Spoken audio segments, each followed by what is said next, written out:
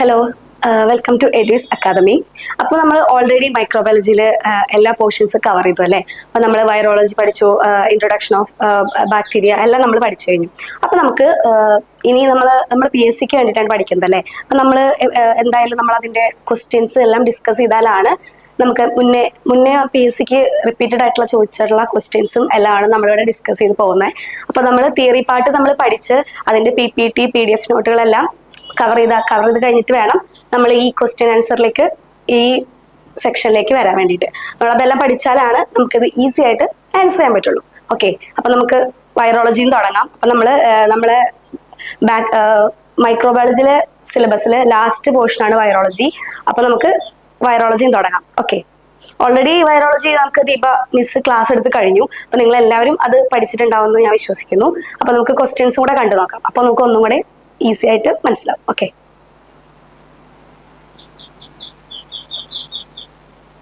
Virology എന്താണ് virus? നമ്മൾ already പഠിച്ചിട്ടുണ്ടായിരുന്നു അല്ലേ. ഒബ്ലിഗേറ്റ് ഇൻട്രാസെല്ലാർ പാരസൈറ്റ് ആണ് വൈറസ് എന്ന് പറഞ്ഞാൽ. നമ്മൾ ബാക്ടീരിയ ആയിക്കോട്ടെ, ബാക്ടീരിയ ഒരു സാധാ പാരസൈറ്റ് ആണ്. ബാക്ടീരിയ എന്താ പറയുക, നമ്മളൊരു ഒരു ലിവിങ് സെല്ലിന്റെ ഉള്ളിൽ ചെന്നാലും ആ ലിവിങ് സെല്ലിന്റെ ഔട്ട്സൈഡ് ആണെങ്കിലും ബാക്ടീരിയ വളരും. പക്ഷേ വൈറസിന്റെ കേസിൽ അതൊരു എന്താണ് പറയാ, അതിന് ഹോസ്റ്റ് സെൽ ഉണ്ടെങ്കിൽ മാത്രമേ അത് വളരുള്ളൂ. ഇതൊക്കെ നമ്മൾ ഓൾറെഡി പഠിച്ചതാണ് അല്ലേ. അപ്പൊ ഈ ഓപ്ഷൻസിൽ what type of parasite are virus? Facultative intracellular, option B extracellular, option C obligate intracellular and then last free living. ഏതാണ് ഇതിലേതാ വരുക? ഫാക്കുൾട്ടേറ്റീവ് ഇൻട്രാസെല്ലാർ ആണോ? അല്ല അല്ലേ. ഇനി എക്സ്ട്രാ സെല്ലർ ആണോ? എന്തായാലും അല്ല. ഇനി ഒബ്ലിഗേറ്റ് ഇൻട്രാസെല്ലാർ. നമ്മൾ വൈറസ് പഠിക്കുമ്പോൾ മുതൽ റിപ്പീറ്റഡ്ലി നമ്മൾ കേൾക്കുന്നതാണ് ഒബ്ലിഗേറ്റ് ഇൻട്രാസെല്ലാർ. അപ്പോ ഇതാണ് വൈറസ്. ഓക്കെ, ഫ്രീ ലിവിങ് എന്തായാലും ഫ്രീ ലിവിങ് അല്ല. അതിനൊരു ഹോസ്റ്റ് സെൽ ഇല്ലാതെ അതിന് എന്തായാലും വളരാൻ പറ്റില്ല.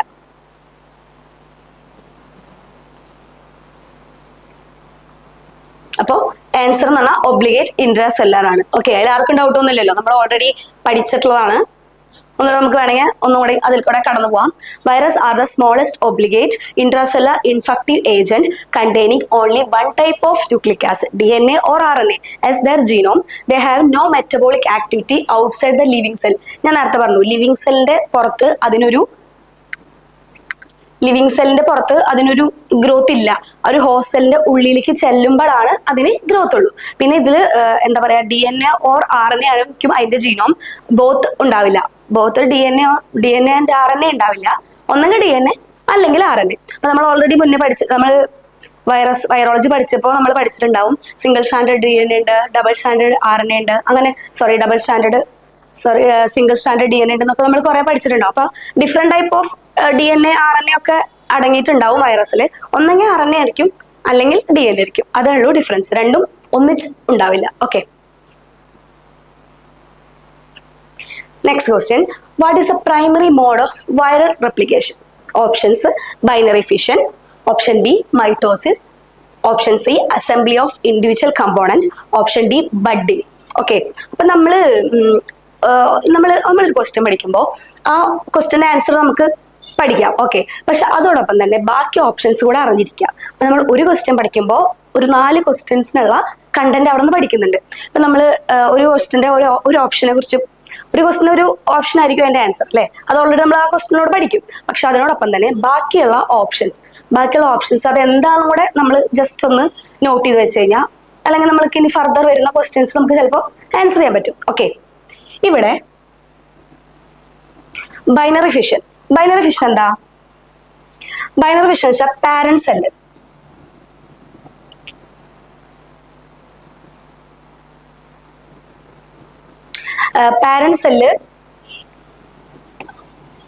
ഇത് പാരന്റ് സെല്ല് ഡിവൈഡ് ചെയ്തിട്ട് 2 ഡോട്ടർ സെല്ല് ആവുന്നതാണ് ബൈനറി ഫിഷൻ വെച്ചാൽ. അപ്പൊ അവിടെ ഒരു സെല്ലുണ്ട്, അതിന്റെ 2 DNA അത് റെപ്ലിക്കേറ്റ് ചെയ്തിട്ട് പിന്നെ ഒരു സെഗ്മെന്റ് പോലെ ഇങ്ങനെ ഫോം ചെയ്യും. ഓക്കെ, അതിന്റെ സെപ്പറേറ്റ് ഡോട്ടർ സെല്ലാവും. അതാണ് ബൈനറി ഫിഷൻ എന്ന് വെച്ചിട്ടുണ്ടെങ്കിൽ. അത് നമ്മുടെ ബാക്ടീരിയയില് അല്ലെങ്കിൽ സിംഗിൾ സെല്ല് പ്രോകാരിയോട്സിലൊക്കെ ഈ ബൈനറി ഫിഷൻ നടക്കുന്നുണ്ട്.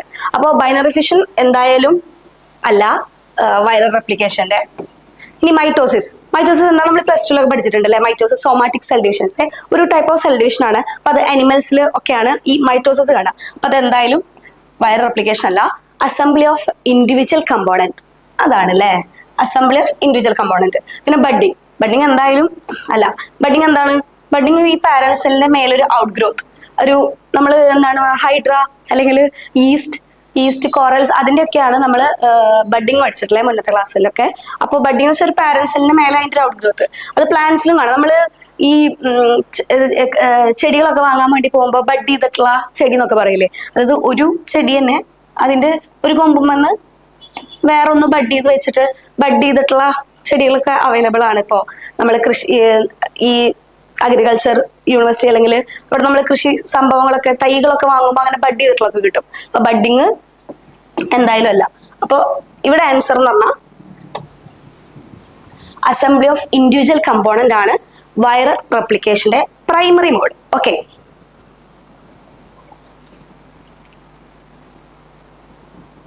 Assembly of individual components. Okay, നമ്മളെ വൈറസ് ഒരു ഹോസ്റ്റ് സെല്ലിലേക്ക് പോകുന്നതൊക്കെ നമ്മൾ പഠിച്ചിട്ടുണ്ട്. ബാക്ടീരിയോഫേജിന്റെ ഘടനയും ബാക്ടീരിയോഫേജ് എങ്ങനെയാണ് ആ ബാക്ടീരിയമേക്ക് അറ്റാക്ക് ചെയ്യുക, ആ ഒരു പെനിട്രേഷനും ഒക്കെ നമ്മൾ പഠിച്ചിട്ടുണ്ട് അല്ലേ. നിങ്ങൾ ഓർക്കുന്നുണ്ടാവും. ചിലപ്പോൾ ഞാൻ ഇമേജ് കണ്ടു കഴിഞ്ഞാൽ ഓർക്കും.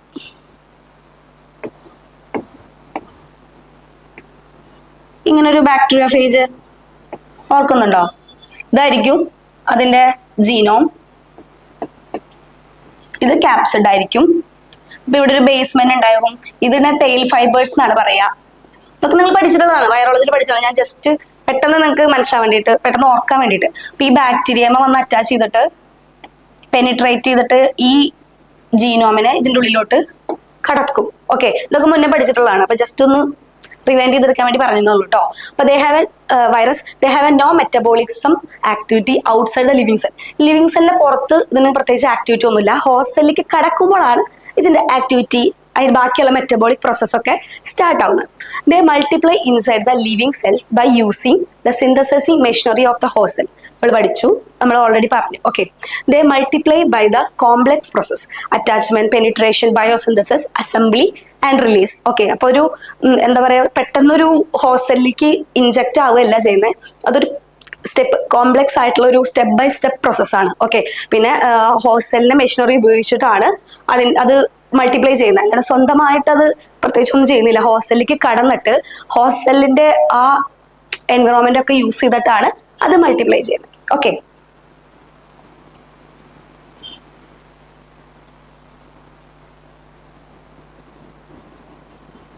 Next question, which of the following is not a characteristic of virus? ഈ പറയുന്ന ഓപ്ഷൻസിൽ ഏതാണ് വൈറസിന്റെ ക്യാരക്ടറിസ്റ്റിക് അല്ലാത്തത് എന്നാണ് ചോദിച്ചേക്കണം കേട്ടോ. നമ്മൾ ക്വസ്റ്റ്യൻസ് നോക്കുമ്പോൾ കറക്റ്റ് ആയിട്ട് നോക്കണം. ചിലപ്പോൾ നോട്ട് എന്നുള്ളത് നമ്മൾ പെട്ടെന്ന് ശ്രദ്ധിക്കില്ല. അപ്പോൾ വൈറസിന്റെ ക്യാരക്ടറിസ്റ്റിക്സ് അല്ലാത്തതാണ് ചോദിച്ചിരിക്കണേ. ഓക്കെ, ഓപ്ഷൻസ് നോക്കാം. ദേ have both DNA and RNA. ശരിയാണോ? അല്ല അല്ലേ?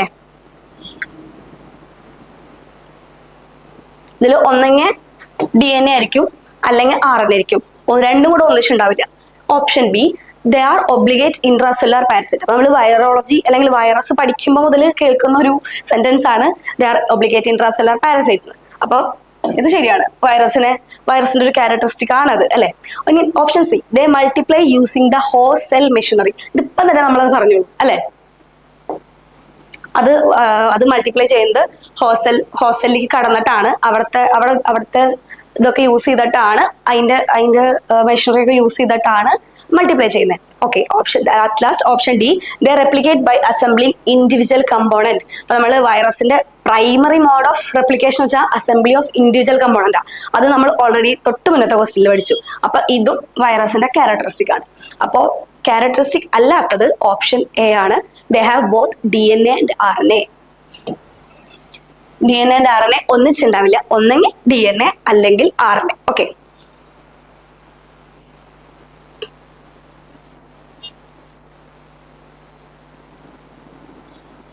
Okay, who's credited with the discovery of virus first? Okay, അപ്പൊ നമ്മള് വൈറസും വൈറോളജി ഒക്കെ പഠിച്ചിട്ടുണ്ട്. അപ്പൊ നമ്മളിപ്പോ ഒരു PSCക്ക് വേണ്ടിയിട്ടാണ് പ്രിപ്പയർ ചെയ്യുന്നത് അല്ലെ. അപ്പൊ നമുക്ക് എന്താ പറയാ, നമ്മളിപ്പോ PSCക്ക് ഓൾറെഡി നിങ്ങൾ ചിലപ്പോൾ മുന്നേ PSC എഴുതിയ ആൾക്കാരായിരിക്കും, അല്ലെങ്കിൽ PSC ഇപ്പൊ എഴുതാൻ പോകുന്ന ആൾക്കാർ. അപ്പൊ നമ്മൾ ചിലപ്പോൾ മോഡ് ഓഫ് ക്വസ്റ്റ്യൻസ് ഒക്കെ ചിലപ്പോൾ പരിചയം ഉണ്ടാവും. നമുക്ക് ക്വസ്റ്റ്യൻസ് കാണുമ്പോൾ തന്നെ മനസ്സിലാവും. ചിലപ്പോൾ വർഷമാണ് ചോദിക്കുക, ചിലപ്പോൾ വർഷം പഠിച്ചാൽ ഇത് സയന്റിസ്റ്റ് ആണെന്ന് ചോദിക്കുക, അങ്ങനെ കുറെ കാര്യങ്ങൾ തിരിച്ചും മറിച്ചൊക്കെ ചോദിക്കും അല്ലെ. അപ്പൊ നമ്മളെപ്പോഴും ഒരു PSCക്ക് പഠിക്കുമ്പോൾ ഒരു കണ്ടന്റ് പഠിക്കുമ്പോൾ അതിന്റെ ചുറ്റുമുള്ള എല്ലാ കാര്യങ്ങളും പഠിക്കണം. ഓക്കെ, ഈ സയന്റിസ്റ്റ് ഒക്കെ നമുക്ക് ഓൾറെഡി നമ്മൾ പഠിച്ചതാണ്. അപ്പൊ നമുക്കത് ക്വസ്റ്റ്യൻ വൈസ് എങ്ങനെയാണെന്ന് നോക്കാം. ഓക്കെ, ഇവിടെ ചോദിച്ചിരിക്കുന്നത് who's credited with the discovery of the first virus എന്നാണ് ചോദിച്ചിരിക്കണേ. ഇത്രനേരം വൈറസ് എന്താണെന്നൊക്കെ പഠിച്ചു. ഇനി അത് ആരാ കണ്ടുപിടിച്ചേ, അല്ലെങ്കിൽ ഏത് വർഷമാണ് കണ്ടുപിടിച്ചേ, എങ്ങനെയാ കണ്ടുപിടിച്ചതെന്നൊക്കെ നമുക്ക് നോക്കാം. ഓക്കെ, അപ്പൊ ഓപ്ഷൻസ് പറയുന്നത് ലൂയിസ് പാസ്റ്റർ ആണ്. ലൂയിസ് പാസ്റ്റർ നമുക്ക് എല്ലാവർക്കും പരിചയമുണ്ടല്ലേ, മോഡേൺ മൈക്രോബയോളജിയുടെ ഫാദർ ആണ്. അതുപോലെ പാസ്റ്ററൈസേഷനും ഫെർമെന്റേഷനും അറിയാത്ത ഒരു മൈക്രോബയോളജി സ്റ്റുഡന്റും ഉണ്ടാവില്ല. മൈക്രോബയോളജി നമ്മൾ പഠിക്കുന്ന കാലം മുതലേ നമുക്ക് പാസ്റ്ററൈസേഷനും ഫെർമെന്റേഷനും എല്ലാം അറിയാം. Okay, then option B Robert കോച്ചിന്റെ കോച്ച് പോസ്റ്റ്ലേറ്റ്സ് അറിയാം. ഈ റോബർട്ട് കോച്ചാണ് നമ്മളെ ട്യൂബർക്കുലോസിസ് അറിയാലോ, ട്യൂബർക്കുലോസിസ് കോസ് ചെയ്യുന്ന ട്യൂബർക്കിൾ ബാസിലിനെ ഡിസ്കവർ ചെയ്തതും, അതുപോലെ തന്നെ കോളറ കോസ് ചെയ്യുന്ന വിബ്രിയോ കോളറനെ ഡിസ്കവർ ചെയ്തതും റോബർട്ട് കോച്ചാണ്. ഇനി ഡിമിട്രി ഇവാനോസ്കി ആണ് ഫസ്റ്റ് വൈറസിനെ കണ്ടുപിടിച്ചത്. അതിന്റെ കൂടെ തന്നെ നമുക്ക് എഡ്വാർഡ് ജെന്നറും കൂടി പഠിക്കാം. എഡ്വാർഡ് ജെന്നർ ആണ് ഫസ്റ്റ് വാക്സിൻ കണ്ടുപിടിച്ചത്. അപ്പൊ ഞാൻ നേരത്തെ പറഞ്ഞ പോലെ നമ്മൾ ഒരു ക്വസ്റ്റ്യന്റെ ആൻസർ, ഇപ്പൊ ആരാണ് വൈറസ് കണ്ടുപിടിച്ചതെന്ന് ചോദിച്ചാൽ ഡിമിട്രി ഇവാനോസ്കി ആണ് വൈറസ് കണ്ടുപിടിച്ചത്. ഓക്കെ, പക്ഷെ അതിന്റെ കൂടെ തന്നെ നമ്മൾ അപ്പൊ തന്നെ ക്വസ്റ്റ്യൻ ആൻസർ കിട്ടി, എന്നാൽ നമുക്ക് അടുത്ത ക്വസ്റ്റിനോട്ട് പോകാം. അങ്ങനെയല്ല, നമ്മൾ ബാക്കി ഒരു 3 സയന്റിസ്റ്റിന്റെ പേരും കൂടി ഇവിടെ കൊടുത്തിട്ടുണ്ട് അല്ലെ. അപ്പൊ ആ സയന്റിസ്റ്റുകൾ ആരാന്ന് നമുക്കൊന്ന് പരിചയപ്പെട്ട് വെച്ച് കഴിഞ്ഞാൽ ഇനി ഫർദർ അതിന് റിലേറ്റഡ് ആയിട്ട് എന്തെങ്കിലും ക്വസ്റ്റ്യൻസ് വരുവാണെങ്കിൽ നമുക്ക് ഉപകരിക്കും അല്ലെ. ഇപ്പൊ ഇവിടെ ഫസ്റ്റ് വൈറസ് ഡിസ്കവർ ചെയ്തത് ഡിമിട്രി ഇവാനോസ്കി എന്ന് പറഞ്ഞ സയന്റിസ്റ്റ് ആണ്. ഓക്കെ, അപ്പൊ അതിന്റെ കൂടെ തന്നെ നമ്മള് ലൂയിസ് പാസ്റ്ററെ പറ്റി പറഞ്ഞു, അതുപോലെ റോബർട്ട് കോച്ചിനെ പറ്റി പറഞ്ഞു, എഡ്വാർഡ് ജെന്നർ ആണ് ഫസ്റ്റ് വാക്സിൻ കണ്ടുപിടിച്ചത്. ഓക്കെ, ഡിമിട്രി ഇവാനോസ്കി, നമ്മളിപ്പോ അതിന്റെ ആൻസർ കിട്ടി നമുക്ക് ഡിമിട്രി ഇവാനോസ്കി ആണ്. ചിലപ്പോൾ PSCക്ക് ചോദിക്കുക ഏത് വർഷമാണ് കണ്ടുപിടിച്ചത്, അല്ലെങ്കിൽ ആള് കണ്ടുപിടിച്ച എന്ത് ടെസ്റ്റ് ചെയ്തിട്ടാണ്, അങ്ങനെയൊക്കെ ആയിരിക്കും ചോദിക്കുന്നുണ്ടാവുക. അപ്പൊ നമ്മൾ ചിലപ്പോൾ ഓൾറെഡി പഠിച്ചിരിക്കുന്നത് ആരാ കണ്ടുപിടിച്ചതെന്ന് മാത്രമേ പഠിച്ചുള്ളൂ. അപ്പൊ നമ്മൾ പഠിക്കുന്നതിന്റെ കൂടെ തന്നെ അത് ഏത് വർഷമാണ്, കാരണം നമ്മൾ PSCക്കാണ് പഠിക്കുന്നത്. അപ്പൊ നമ്മൾ ഇതൊക്കെ മുന്നേ ഓൾറെഡി റിപ്പീറ്റഡ് ആയിട്ടുള്ള ചോദിച്ചിട്ടുള്ള ക്വസ്റ്റ്യൻസ് റിലേറ്റ് ചെയ്തിട്ടുള്ള കണ്ടന്റ് ആണ് ഇവിടെ കൊടുത്തിരിക്കുന്നത്. അപ്പൊ നമ്മൾ ഒരു ക്വസ്റ്റ്യൻ പഠിക്കുമ്പോൾ അതിന് റിലേറ്റഡ് മാക്സിമം അതിന് കിട്ടാവുന്ന മാക്സിമം നമ്മൾ ചുറ്റിപ്പറ്റി എല്ലാം പഠിക്കുന്നത് നമുക്ക് നന്നായിരിക്കും. അപ്പൊ നമുക്ക് പെട്ടെന്ന് ആൻസർ ചെയ്യാൻ വേണ്ടി പറ്റും. ഓക്കെ, അപ്പൊ ഇവിടെ in 1892 Ivanovsky used a filter to show that a sap from a diseased tobacco plants could still infect healthy plants. ഇദ്ദേഹം എന്താ ചെയ്തെന്ന് വെച്ചാൽ, എന്നാണ് വർഷം ആലോചിക്കണം കേട്ടോ, 1892. ഇദ്ദേഹം എന്താ ചെയ്തതെന്ന് വെച്ചാൽ ഒരു ടുബാക്കോ പ്ലാന്റ് ഉണ്ട്. ടുബാക്കോ പ്ലാന്റിന് ഒരു സാപ്പ് എടുത്തു, ഒരു ഇൻഫെക്റ്റഡ് ആയിട്ടുള്ള ടുബാക്കോ പ്ലാന്റിന് ഒരു സാപ്പ് എടുത്തു. സാപ്പ് എന്ന് വെച്ചാൽ സ്രവം. ആ സ്രവം ഒരു ഹെൽത്തി ആയിട്ടുള്ള ടുബാക്കോ പ്ലാന്റിലേക്ക് ഇൻഫെക്ട് ചെയ്തപ്പോൾ അതിന് ആ ഹെൽത്തി പ്ലാന്റിന് ഓൾസോ എന്താ പറയാ ഇൻഫെക്റ്റ് ആവുന്നുണ്ടെന്ന് അദ്ദേഹം കണ്ടെത്തി. അപ്പൊ അദ്ദേഹം എന്ത് ചെയ്തു, ഫിൽട്ടർ ചെയ്ത് നോക്കി. ആ സമയത്ത് ബാക്ടീരിയ ഒക്കെ ഫിൽട്ടർ ചെയ്യുമ്പോൾ അവിടെ റിട്ടൈൻ ചെയ്ത് നിൽക്കുന്നുണ്ട്, അവിടെ തടഞ്ഞു നിൽക്കുന്നുണ്ട്. പക്ഷെ ഈ മൈക്രോ ഓർഗാനിസം, അതായത് ഈ സ്രവത്തിൽ നിന്നെടുത്ത ഈ ഡിസീസസ് കോസ് ചെയ്യുന്ന ഈ മൈക്രോ ഓർഗാനിസം മാത്രം ഫിൽട്ടർ ചെയ്യാൻ പറ്റുന്നില്ല. അത് ബാക്ടീരിയ നിർത്തുമ്പോൾ തന്നെ അത് കടന്നു പോകുന്നുണ്ട്. ബാക്ടീരിയ തടഞ്ഞു നിർത്തുന്ന ഫിൽട്ടറിനെ യൂസ് ചെയ്യുമ്പോഴും കടന്നു പോകുന്നുണ്ട്. അപ്പൊ അദ്ദേഹത്തിന് മനസ്സിലായി ബാക്ടീരിയേക്കാൾ ചെറിയ എന്തോ ഒരു മൈക്രോ ഓർഗാനിസം ആണ് അവിടെ അവിടെ ഒരു ഡിസീസ് കോസ് ചെയ്യുന്നേ എന്ന് മനസ്സിലാക്കി. ഓക്കെ, അപ്പോ ഇദ്ദേഹം പിന്നെ അതുപോലെ തന്നെ ലൈറ്റ് മൈക്രോസ്കോപ്പ്, സാധാ ഒരു മൈക്രോസ്കോപ്പിലൂടെ നോക്കുമ്പോൾ ഇതിനെ കാണുന്നില്ല. അപ്പൊ നമ്മൾ ബാക്ടീരിയ കണ്ടുപിടിച്ചിട്ട് ബാക്ടീരിയ കാണുന്നുണ്ട്, പക്ഷെ ബാക്ടീരിയേക്കാളും ചെറിയ എന്തോ ഒരു സംഭവം അല്ലെങ്കിൽ ഒരു ജീവി, ഒരു ഓർഗാനിസം അവിടെ ഉണ്ടെന്ന് അദ്ദേഹം കണ്ടെത്തി. അപ്പൊ ഇദ്ദേഹം എന്താ ചെയ്തേ, ആ ഡിസീസ്ഡ് ആയിട്ടുള്ള ടുബാക്കോ പ്ലാന്റിനുള്ള സ്രവം എടുത്തിട്ട് ഫിൽട്ടർ ചെയ്ത് ഒക്കെ നോക്കി. അപ്പൊ മൈക്രോസ്കോപ്പിലൂടെ നോക്കിയപ്പോൾ മൈക്രോസ്കോപ്പിലൂടെ കാണുന്നില്ല, ഫിൽട്ടർ കൂടെ ചെയ്തപ്പോൾ ഫിൽട്ടറും ചെയ്യാൻ പറ്റുന്നില്ല. ഓക്കെ, അപ്പോ ഡിമിട്രി ഇവാനോസ്കി ആണ് ഒരു വൈറസിന്റെ ഡിസ്കവറിക്ക് ഫസ്റ്റ് മൂവ്മെന്റ് വെച്ചത്. അപ്പൊ ചിലപ്പോൾ നമ്മളൊരു കണ്ടുപിടുത്തം നടത്തുമ്പോൾ എന്താ പറയുക, ചിലപ്പോൾ ഫസ്റ്റ് തന്നെ അതിന്റെ കംപ്ലീറ്റ് ആയിട്ടുള്ള സ്റ്റഡി ഒന്നും നടത്താൻ പറ്റില്ല. അപ്പൊ നമ്മൾ ക്വസ്റ്റ്യൻസിൽ ഇനിയും ഈ വൈറസിന്റെ ഡിസ്കവറി ആയിട്ട് ബന്ധപ്പെട്ട് കുറച്ചുകൂടെ സയന്റിസ്റ്റ് ഒക്കെ ഉൾപ്പെട്ടിട്ടുണ്ട്. പക്ഷെ നമ്മൾ ക്വസ്റ്റ്യൻസിൽ ഫസ്റ്റ് മൂവ്മെന്റ് ആരാ നടത്തിയെന്ന് ചോദിക്കുകയാണെങ്കിൽ അത് ഒന്നും നോക്കണ്ട, ഈ ഡിമിട്രി ഇവാനോസ്കി ആയിരിക്കും. പക്ഷെ അത് കഴിഞ്ഞിട്ട് ഇത് കൺഫേം ചെയ്തിട്ടുണ്ടാവും ചിലപ്പോൾ ഇതിപ്പോ മൈക്രോസ്കോപ്പിലൊന്നും കാണുന്നില്ല. അപ്പൊ അതിനുശേഷം ബാക്കി പല ടെക്നിക്ക് ഉപയോഗിച്ചിട്ട് അതിനെ കണ്ടുപിടിച്ച ആൾക്കാരൊക്കെ ഉണ്ടാവും. അപ്പൊ നമ്മൾ ക്വസ്റ്റ്യൻ കറക്റ്റ് ആയിട്ട് ശ്രദ്ധിക്കുക. ഫസ്റ്റ് മൂവ്മെന്റ്, ഇപ്പൊ വൈറസിനെ ഡിസ്കവർ ഫസ്റ്റ് ഒരു മൂവ്മെന്റ് നടത്തിയ ആരാന്ന് വെച്ചിട്ടുണ്ടെങ്കിൽ ഒന്ന് നോക്കണ്ട, അത് ഡിമിട്രി ഇവാനോസ്കി ആയിരിക്കും. ഓക്കെ, വർഷം 1892. അത് കഴിഞ്ഞ് who's confirmed that virus are a new type of infectious agent after Ivanovsky's work. ഞാൻ നേരത്തെ പറഞ്ഞു അല്ലേ, ഫസ്റ്റ് മൂവ്മെന്റ് നടത്തിയെങ്കിലും അതിനുശേഷം കൺഫേം ചെയ്തത് വേറൊരു സയന്റിസ്റ്റ് ആണ്. അതാരാന്ന് നമുക്ക് നോക്കാം.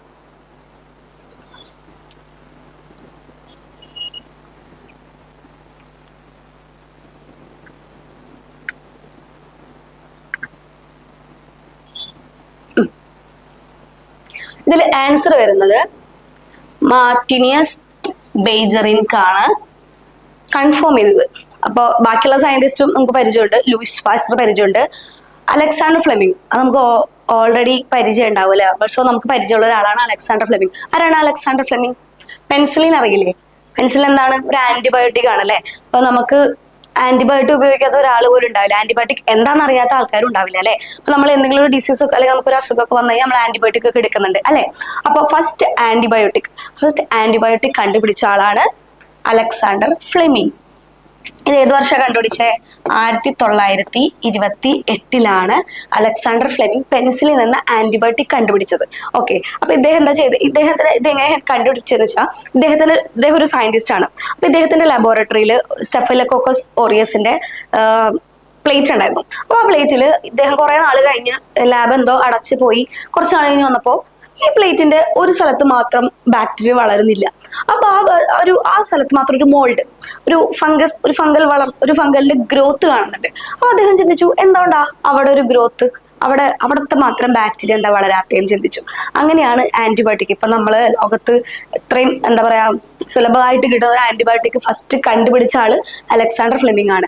അദ്ദേഹമാണ് ഒരു മോൾഡിന്റെ ഗ്രോത്ത്, ബാക്ടീരിയൽ ഗ്രോത്തിനെ ഇൻഹിബിറ്റ് ചെയ്യുന്നു അല്ലെങ്കിൽ ആ ബാക്ടീരിയയുടെ കില്ല് ചെയ്യുന്നത് കണ്ടുപിടിച്ചത് അലക്സാണ്ടർ ഫ്ലെമിംഗ് ആണ്. അദ്ദേഹം കണ്ടുപിടിച്ച ഫസ്റ്റ് ആന്റിബയോട്ടിക് എന്ന് പറഞ്ഞാൽ പെൻസിലിൻ ആണ്. ഓക്കെ, അപ്പൊ ഞാൻ പറഞ്ഞ പോലെ നമ്മളൊരു ക്വസ്റ്റിന്റെ ആൻസർ, ഇതിന്റെ ആൻസർ ഈ ഡിമിട്രി ഇവാനോസ്കിന് ശേഷം വൈറസ് എന്ന് പറഞ്ഞൊരു ഓർഗാനിസം ഉണ്ടെന്ന് കൺഫേം ചെയ്തത് മാർട്ടിനിയസ് ബെയ്ജറിൻക് ആണ്. പക്ഷെ അതിന്റെ കൂടെ തന്നെ നമുക്ക് ഈ സയന്റിസ്റ്റും കൂടെ പഠിച്ചു പോകാം, കാരണം നമുക്ക് എന്തായാലും ഉപകാരപ്പെടും അല്ലെ. ഇനി ജോസഫ് ലിസ്റ്റർ ആരാ? അത് നമ്മൾ പഠിച്ചിട്ടുണ്ട് അല്ലെ. അതായത് ആന്റിസെപ്റ്റിക് അതായത് ഇപ്പൊ നമ്മൾ ഉപയോഗിക്കുന്ന ഹോസ്പിറ്റലൊക്കെ നമ്മൾ സർജറി അല്ലെങ്കിൽ നമുക്കൊരു മുറിവൊക്കെ വന്നാൽ നമ്മളവിടെ ആന്റിസെപ്റ്റിക് ഒക്കെ യൂസ് ചെയ്യും അല്ലെ. അപ്പോൾ ഇദ്ദേഹമാണ് ഫസ്റ്റ് ആന്റിസെപ്റ്റിക് കണ്ടുപിടിച്ചത്. അപ്പൊ ഇതുമൂലം സർജറി ഒക്കെ കഴിയുമ്പോൾ ഈ ആന്റിസെപ്റ്റിക് യൂസ് ചെയ്യുമ്പോൾ സർജറി കഴിഞ്ഞിട്ട് നമുക്ക് ചിലപ്പോൾ പലപ്പോഴും അവിടെ ഇൻഫെക്ഷൻസും അല്ലെങ്കിൽ വേറെ ഡിസീസ് അവിടെ വല്ല ബാക്ടീരിയ മൈക്രോ ഓർഗാനിസം ഒക്കെ കോസ് ചെയ്തിട്ട് പല ഡിസീസും ഉണ്ടാവാം. അപ്പൊ ജോസഫ് ലിസ്റ്റർ ഈ ആന്റിസെപ്റ്റിക് കണ്ടുപിടിച്ചത് മൂലം ഈ സർജറി കഴിഞ്ഞുണ്ടാവുന്ന ഇൻഫെക്ഷൻ ഒക്കെ കുറയ്ക്കാനായിട്ട് വളരെയധികം സഹായിച്ചിട്ടുണ്ട്. ഓക്കെ, അപ്പൊ നമ്മൾ ആൻസർ ഇവിടെ മാർട്ടിനിയസ് ബെയ്ജറിൻക് ആണ്. അതിൻ്റെ കൂടെ നമ്മൾ ലൂയിസ് പാസ്റ്റർ ഓൾറെഡി നമ്മൾ ഫെർമെന്റേഷനും പാസ്റ്ററൈസേഷനും സംഭവങ്ങളൊക്കെ പറഞ്ഞു കഴിഞ്ഞു. പിന്നെ അലക്സാണ്ടർ ഫ്ലെമിങ്ങിനെ കുറിച്ച് പറഞ്ഞു, ജോസഫ് ലിസ്റ്ററിനെ കുറിച്ച് പറഞ്ഞു. അലക്സാണ്ടർ ഫ്ലെമിങ് ആന്റിബയോട്ടിക് കണ്ടുപിടിച്ചാണ്. വർഷം ഒന്ന് ഓർത്തിരിക്കുക, 1928. മാർട്ടിനിയസ് ബെയ്ജറിൻക്. ഇനി നമുക്ക് നേരത്തെ പറഞ്ഞ പോലെ ഏത് വർഷമാണ് നോക്കാം. നമ്മൾ കൺഫേം ചെയ്തത് മാർട്ടിനിയസ് ബെയ്ജറിൻക് ആണ്, പക്ഷെ ഏത് വർഷമാണെന്നും കൂടി നമുക്ക് നോക്കാം. ഇൻ 1898 നേരത്തെ ഫസ്റ്റ് മൂവ്മെന്റ് നടത്തിയത് എന്നായിരുന്നു? ഫസ്റ്റ് മൂവ്മെന്റ് നടത്തിയത് 1892 അല്ലെ. അത് കഴിഞ്ഞിട്ടാണ് 1898 വന്നിരിക്കുന്നത്. Okay, Beigerin confirmed that the infectious agent in tobacco mosaic disease was a filterable. He is called agent virus. Okay, ഇദ്ദേഹം നേരത്തെ ഓൾറെഡി കണ്ടുപിടിച്ചു ഇവാനോസ്കി ഇതുകൂടെ ഫിൽട്ടർ ചെയ്യാൻ പറ്റുന്നില്ല. അതുപോലെ തന്നെ ഇത് കൺഫേം ചെയ്തു, ബെയ്ജറിൻക് എന്ത് ചെയ്തു, അത് കൺഫേം ചെയ്തു, കാരണം അതിനെ ഫിൽട്ടർ ചെയ്യാൻ പറ്റുന്നില്ല. അപ്പോൾ ആ ഏജന്റിനെ അദ്ദേഹം എന്ത് വിളിച്ചു? വൈറസ് എന്ന് വിളിച്ചു. Virus propose that it was a contagious fluid that could only reproduce in living cells. അപ്പൊ ഇദ്ദേഹമാണ് കണ്ടുപിടിച്ചത് ഇത് ലിവിങ് സെൽസിൽ, അതായത് ഒരു ഫ്രീ ലിവിങ് ആയിട്ടുള്ളതല്ല. അത് ബാക്ടീരിയ ഒക്കെ എന്താ പറയുക, ഒരു ഫ്രീ ലിവിങ് ആണ്, അതൊരു പാരസൈറ്റ്. അത് ലിവിങ് ഓർഗാൻസിന്റെ പുറത്തും അകത്തൊക്കെ വളരും. പക്ഷേ വൈറസ് എന്താണ്, അതൊരു ലിവിങ് സെല്ലിൽ ചെന്നാൽ മാത്രമേ അത് റിപ്രൊഡ്യൂസ് ചെയ്യുള്ളൂ എന്ന് കണ്ടുപിടിച്ചത് ബേജറിങ്ക് ആണ്. അപ്പൊ the word virus come from the Latin word for poison or venom. Virus എവിടെ നിന്നാ വന്നേ? വൈറസ് എന്ന വേർഡ് വന്നത് ലാറ്റിൻ വേർഡ് എന്നാണ്. അതിന്റെ മീനിങ് പോയിസൺ അല്ലെങ്കിൽ വെനം. Okay, next. അപ്പൊ നമ്മൾ ഇത്ര നേരം വൈറസ് ആരാ കണ്ടുപിടിച്ചേ, അല്ലെങ്കിൽ ഏത് വർഷം കണ്ടുപിടിച്ചെന്നൊക്കെ പഠിച്ചു. ഇനി ഏത് വൈറസാണ് കണ്ടുപിടിച്ചതെന്ന് പഠിച്ചു നോക്കിയാലോ. അപ്പൊ ഇതിൽ നമുക്ക് പരിചയമുള്ളത് ഏതാ? ഇപ്പൊ ഇത്ര നേരം നമ്മൾ ഡിസ്കസ് ചെയ്തത് ടുബാക്കോ മൊസൈക്ക് വൈറസ് അല്ലേ? അതിനെ പറ്റിയ നമ്മൾ ഇത്ര നേരം ഡിസ്കസ് ചെയ്തിരുന്നത്. അപ്പോ ഓഫ് കോഴ്സ് എന്തായാലും ഫസ്റ്റ് ഡിസ്കവർ ചെയ്ത വൈറസ് എന്ന് പറഞ്ഞാൽ ടുബാക്കോ മൊസൈക്ക് വൈറസ് ആണ്. ഓക്കെ, ഇത്ര നേരം നമ്മൾ ടുബാക്കോ മൊസൈക്ക് പ്ലാന്റിൽ നിന്നാണ് അതിന്റെ സാപ്പ് എടുത്തു, അതിനെ ഫിൽട്ടർ ചെയ്തു, ആ കാര്യങ്ങളൊക്കെ നമ്മൾ ഡിസ്കസ് ചെയ്തു അല്ലെ. അപ്പോൾ ഫസ്റ്റ് ഡിസ്കവർ ചെയ്ത വൈറസ് ആണ് ടുബാക്കോ മൊസൈക്ക് വൈറസ് ആണ്.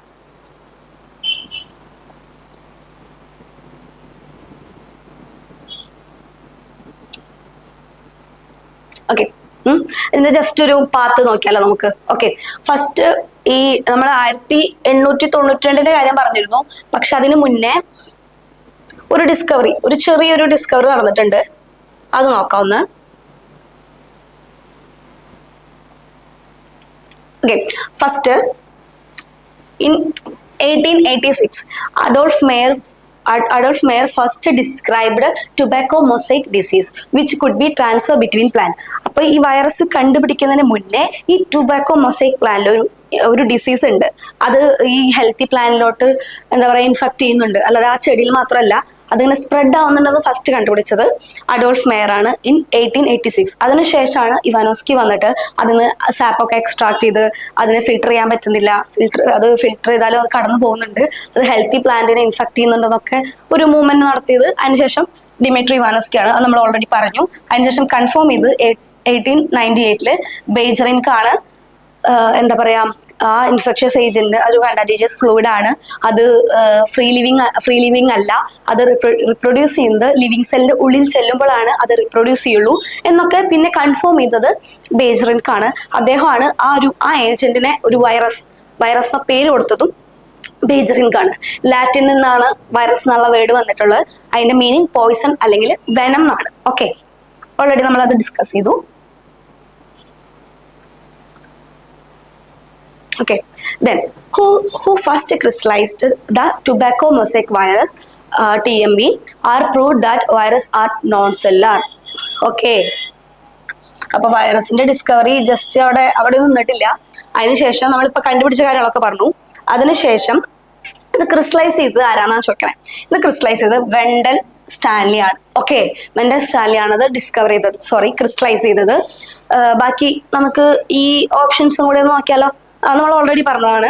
റോബർട്ട് കോച്ച് പോസ്റ്റ്ലേറ്റ്സ്, അതുപോലെ തന്നെ ട്യൂബർക്കിൾ, ബാസിലെ, വിബ്രിയോ കോളറൊക്കെ ഡിസ്കവർ ചെയ്ത റോബർട്ട് കോച്ച് ആണ്.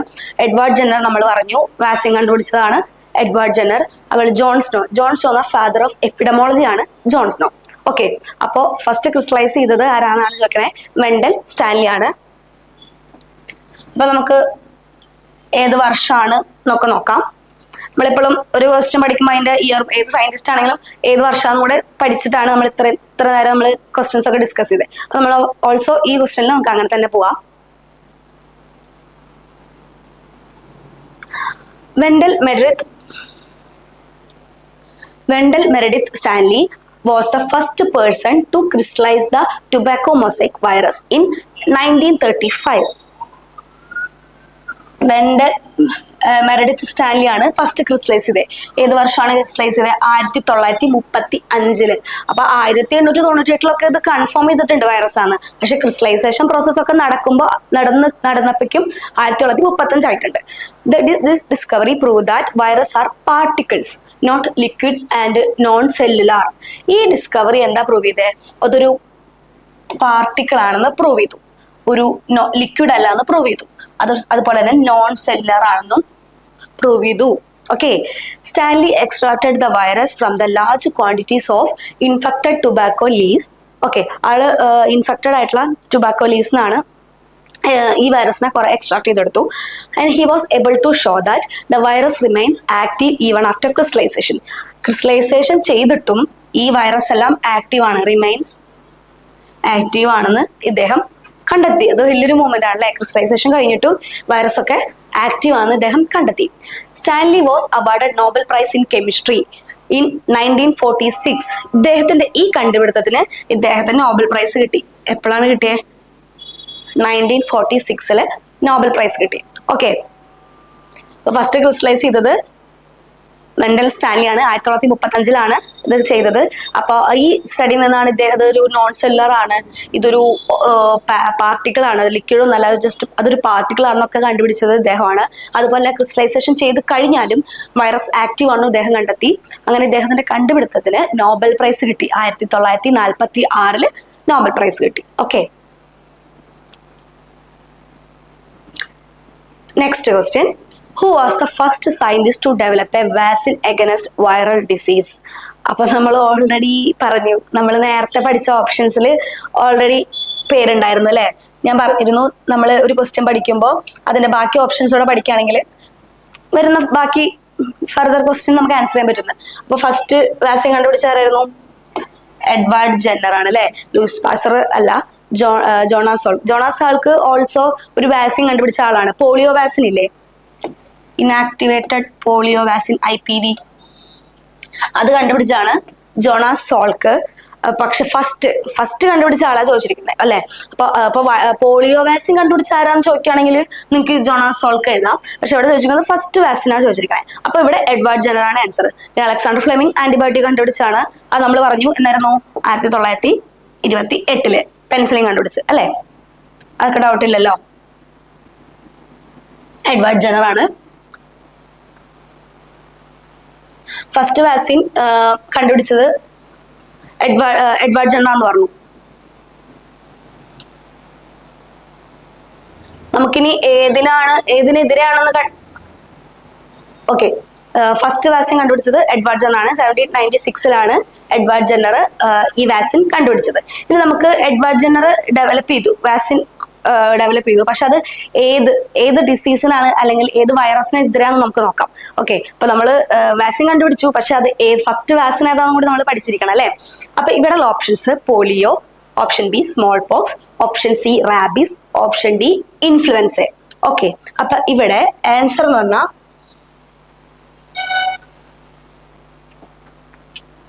Smallpox. സ്മോൾ പോക്സ് ആണ്. സ്മോൾ പോക്സ് ഡിസീസിനെതിരാണ്, സ്മോൾ പോക്സ് വൈറസിനെതിരാണ് ഫസ്റ്റ് വാക്സിൻ കണ്ടുപിടിച്ചത്. ആരാണ് കണ്ടുപിടിച്ചത്? എഡ്വാർഡ് ജെന്നർ ആണ് കണ്ടുപിടിച്ചത്. ഇനി അതിന്റെ കൂടെ തന്നെ നമുക്ക് പോളിയോ വാക്സിനും റാബീസ് വാക്സിനും ഇൻഫ്ലുവൻസ വാക്സിനും ജസ്റ്റ് ഒന്ന് നോക്കി പോവാം. എന്തായാലും നമ്മളിത് ഇവിടെ ഓപ്ഷൻസ് വന്നാ അപ്പൊ നമ്മൾ അതിനെ കുറിച്ചും കൂടി ഒന്ന് പഠിച്ച് ഇരിക്കാം. പോളിയോ വാക്സിൻ നമ്മളിപ്പോ തൊട്ട് തന്നെ പറഞ്ഞു, ജോണാസ് സാൾക്കാണ് പോളിയോ വാക്സിൻ കണ്ടുപിടിച്ചത്. അത് ഏത് വർഷമാണെന്ന് നമുക്ക് നോക്കാം. ഫസ്റ്റ് പോളിയോ വാക്സിൻ നേരത്തെ പറഞ്ഞു ജോണാസ് സോൾക്കാണ് ഇനാക്ടിവേറ്റഡ് പോളിയോ വാക്സിൻ. നമ്മൾ വൈറസ് അല്ലെങ്കിൽ വൈറോളജി പഠിച്ചപ്പോൾ നമ്മൾ വാക്സിൻസ് ഒക്കെ പഠിച്ചപ്പോൾ ഇനാക്ടിവേറ്റഡ് വാക്സിൻ ഉണ്ട്, അല്ലെങ്കിൽ ആക്റ്റീവ് വാക്സിൻ, കിൽഡ് വാക്സിൻ ഒക്കെ ഉണ്ടെന്ന് പഠിച്ചിട്ടുണ്ട് അല്ലെ. അപ്പൊ polio vaccines A type of inactivated vaccine ആണ്. ഓക്കെ, ചിലപ്പോൾ അങ്ങനെ ആയിരിക്കും ക്വസ്റ്റ്യൻ ചോദിക്കുക. ഈ പോളിയോ വാക്സിൻ ഏത് ടൈപ്പ് ഓഫ് വാക്സിൻ ആണെന്നായിരിക്കും ചോദിക്കുന്നുണ്ടാവുക. അല്ലെങ്കിൽ ആരാ കണ്ടുപിടിച്ചെന്ന് ചോദിക്കുകയാണെങ്കിൽ ജോണാസ് സാൾക്കാണ്. അല്ലെങ്കിൽ ഏത് വർഷമാണ് കണ്ടുപിടിച്ചതെന്ന് വെച്ചാൽ 1955. Then next is influenza vaccine. Influenza vaccine also ഈ സോൾക്കും പിന്നെ അദ്ദേഹത്തിന്റെ ഒരു കൂടെയുള്ള കൊളീഗ് തോമസ് ഫ്രാൻസിസ് ജൂനിയർ കൂടെ ഡെവലപ്പ് ചെയ്തതാണ് killed virus vaccine for a influenza virus. അപ്പോൾ പോളിയോ വാക്സിൻ പറഞ്ഞു നമ്മൾ ഇനാക്ടിവേറ്റഡ് വാക്സിൻ ആണ്. പക്ഷെ ഇൻഫ്ലുവൻസ വാക്സിൻ എന്ന് പറഞ്ഞാൽ ഒരു കിൽഡ് വാക്സിൻ ആണ്. അത് 1943 കണ്ടുപിടിച്ചത്. Okay, then last rabies vaccine. Louis Pasteur and his colleagues discovered the rabies vaccine in 1885. It's A killed vaccine. Okay, 2 killed vaccine നമ്മളിവിടെ ഡിസ്കസ് ചെയ്തു. എന്താണ്? ഒന്ന് ഇൻഫ്ലുവൻസ വാക്സിനും റാബീസ് വാക്സിനും. ഇത് കുറച്ച് ഡേഞ്ചറസ് ആണ് അല്ലെ. അപ്പൊ അത് കിൽഡ് വാക്സിൻ ആണ്. പിന്നെ അത് കണ്ടുപിടിച്ച വർഷം ഫസ്റ്റ് പോളിയോ എടുക്കുകയാണെങ്കിൽ 1955. ഇൻഫ്ലുവൻസ വാക്സിൻ ആണെങ്കിൽ 1943 റാബിസ് വാക്സിൻ ആണെങ്കിൽ 1885. അപ്പൊ ഈ 3 ഓപ്ഷൻ തന്നിട്ട് ഈ polio vaccine, influenza vaccine, rabies vaccine തന്നിട്ട് ഇതിൽ ഏതാണ് ഫസ്റ്റ് കണ്ടുപിടിച്ചെന്നൊക്കെ ചോദിക്കുകയാണെങ്കിൽ റാബിസ് വാക്സിൻ ആയിരിക്കും. ചിലപ്പോൾ അങ്ങനെ ഉള്ളത് ഒന്നും ചോദിക്കുന്നുണ്ടാവില്ല. ചിലപ്പോൾ ഫസ്റ്റ് കണ്ടുപിടിച്ചത്, അല്ലെങ്കിൽ ഫസ്റ്റ് കണ്ടുപിടിച്ചതിന്റെ വർഷം, അല്ലെങ്കിൽ ആര് കണ്ടുപിടിച്ചു, അത് ഏത് ടൈപ്പാണ്, അങ്ങനത്തെയൊക്കെ ആയിരിക്കും എന്തായാലും ചോദിക്കുന്നുണ്ടാവുക. ഓക്കെ, അപ്പൊ ഇത് ജസ്റ്റ് ഒന്ന് ഓർത്തിരിക്കുക. ഓക്കെ, ഇതെന്തായാലും ഇതൊക്കെ ഒരുപാട് വട്ടം PSCക്ക് റിപ്പീറ്റഡ് ആയിട്ടുള്ള ചോദിച്ചിട്ടുണ്ട്. വാക്സിൻസ് ഒക്കെ വളരെ, പ്രത്യേകിച്ച് ഇപ്പൊ കൊറോണ ഒക്കെ വന്നതിന് ശേഷം നമ്മൾ എല്ലാവരും ഭയങ്കരമായിട്ട് ഇൻവോൾവ്ഡ് ആയിരിക്കുന്ന ഒരു ഫീൽഡാണല്ലേ അത്. വൈറോളജി ആയിക്കോട്ടെ, അല്ലെങ്കിൽ നമ്മള് ഹെൽത്ത് കെയറിലെ സ്റ്റുഡൻസ്, അല്ലെങ്കിൽ ഹെൽത്ത് കെയറിലെ ഫീൽഡിലുള്ള ആൾക്കാരല്ലാതെ നോർമൽ ആൾക്കാർ വരെ റിസർച്ച് ചെയ്യുന്ന അല്ലെങ്കിൽ പഠിക്കുന്ന ഒരു ഫീൽഡാണ് ഇപ്പൊ ഈ വൈറോളജി, അല്ലെങ്കിൽ വൈറസിനെ പറ്റിയൊക്കെ അറിഞ്ഞിരിക്കുന്നതാണ് എല്ലാവരും. ഓക്കെ, അപ്പോൾ എന്തായാലും ഇത് ഓർത്തിരിക്കുക. ഇത്രയും വാക്സിൻസും അത് കണ്ടുപിടിച്ച ആളും കണ്ടുപിടിച്ച വർഷം ഒന്ന് ഓർത്തിരിക്കുക. Then, what are the viruses that infect bacteria called? Virus ബാക്ടീരിയനെ ഇൻഫെക്ട് ചെയ്യുന്ന പേരെന്താ? നമ്മൾ വൈറസ് അല്ലെങ്കിൽ വൈറസ് പഠിക്കുമ്പോൾ മുതലേ കേൾക്കുന്ന ഒരു വാക്കുണ്ട്. എന്താണ്? ബാക്ടീരിയോഫേജ് അല്ലേ? ബാക്ടീരിയോഫേജിന്റെ സ്ട്രക്ചർ ഒക്കെ നമ്മൾ പഠിച്ചിട്ടുണ്ടാവും. നേരത്തെ ഞാൻ വരച്ചില്ലേ, പെനിട്രേഷന്റെ ഹോസ്റ്റലിലേക്ക് പെനിട്രേറ്റ് ചെയ്യണത്. ഇത് ക്യാപ്സിഡ് ആയിരിക്കും. ക്യാപ്സിഡ് എന്ന് വെച്ചാൽ ഒരു പ്രോട്ടീൻ കോട്ടാണ്. പ്രോട്ടീൻ കോട്ട് ഇതിനെ എന്താ പറയാ, ഇത് ന്യൂക്ലിക് ആസിഡ്, ഇത് RNA അല്ലെങ്കിൽ ഇതായിരിക്കാം ജീനോമ്. ഈ ജീനോമിനെ പ്രൊട്ടക്ട് ചെയ്യുന്ന ഒരു പ്രോട്ടീൻ കോട്ടാണ് ഈ ക്യാപ്സിഡ് എന്ന് വെച്ചിട്ടുണ്ടെങ്കിൽ. അപ്പൊ അവിടെ ഒരു നെക്ക് ഉണ്ട്, ഇവിടെ ഒരു കോളർ ഉണ്ട്, പിന്നെ ഇതാണ് അതിന്റെ ഷീത്ത് അല്ലെങ്കിൽ ബോഡി, പിന്നെ ഇവിടെ ഒരു ബേസ്മെന്റ് ഉണ്ട്, പിന്നെ ഇവിടെ ഒരു സ്പൈക്ക് ഉണ്ട് കേട്ടോ. ഇതെന്നാണ്, ഈ സ്പൈക്ക് വെച്ചിട്ടാണ് എന്താ പറയാ ഈ ബാക്ടീരിയ മേലെ അറ്റാക്ക് ചെയ്യുക. ഇവിടെ ഒരു ബേസ്മെന്റ് ഉണ്ട്, ഇതിനെ ടെയിൽ ഫൈബേഴ്സ് എന്ന് പറയും.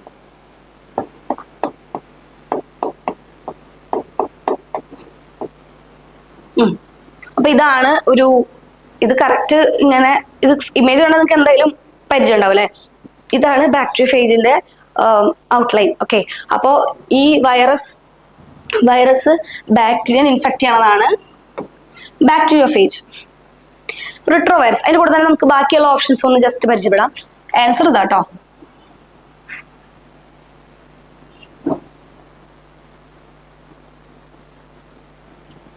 ആൻസർ ഇതാണ്. ഈ റിട്രോവൈറസ് എന്ന് വെച്ചാൽ the virus uses A RNA as genome. നമ്മൾ പറഞ്ഞു ഒന്നെങ്കിൽ RNA ആയിരിക്കാം, ഒന്നെങ്കിൽ DNA ആയിരിക്കാം ജീനോം എന്ന് പറഞ്ഞു അല്ലെ. ഇവിടെ വൈറസിൽ RNA ആണ് അതിന്റെ ജീനോം എങ്കിൽ പറയുന്ന പേരാണ് റിട്രോവൈറസ്. റിട്രോവൈറസിന്റെ എക്സാമ്പിൾ പറഞ്ഞാൽ നിങ്ങൾ എന്തായാലും അറിയും. റിട്രോവൈറസിന്റെ example HIV, human immunodeficiency virus. ഇത് കോസ് ചെയ്യുന്ന എന്താണ്? എയ്ഡ്സ്. എല്ലാവർക്കും അറിയാം അല്ലെ.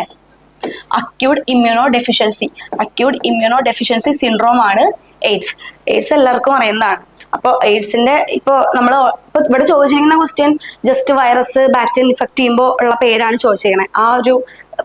ആ പാർട്ടിക്കിളിനെ പറയുന്ന പേരാ ചോദിച്ചിരിക്കണേ. പക്ഷെ അതിന്റെ കൂടുതൽ നമ്മൾ ബാക്കി ഓപ്ഷൻസ് കൂടെ ജസ്റ്റ് നോക്കി പോവുകയാണെങ്കിൽ നമുക്ക് എന്തായാലും ബാക്കി ക്വസ്റ്റ്യൻസിനൊന്ന് ആൻസർ ചെയ്യാനെങ്കിൽ എളുപ്പമായിരിക്കും. അപ്പൊ റെട്രോവൈറസ് ഇപ്പൊ ചോദിക്കുകയാണ് HIV ഏത് ടൈപ്പ് ഓഫ് വൈറസ് ആണ് ചോദിക്കാൻ ഞാൻ, അപ്പൊ നമ്മൾ ഓർക്കും ശരിയാണല്ലോ, റെട്രോവൈറസിന്റെ എക്സാമ്പിൾ നമ്മളന്ന് പഠിച്ചാണല്ലോ എന്ന് ഓർക്കും. അപ്പോ HIV റെട്രോവൈറസസ് ആണ്. എന്താണ്? RNA ആണ്. എന്താണ്? RNA ആണ് അവിടുത്തെ ജീനോം.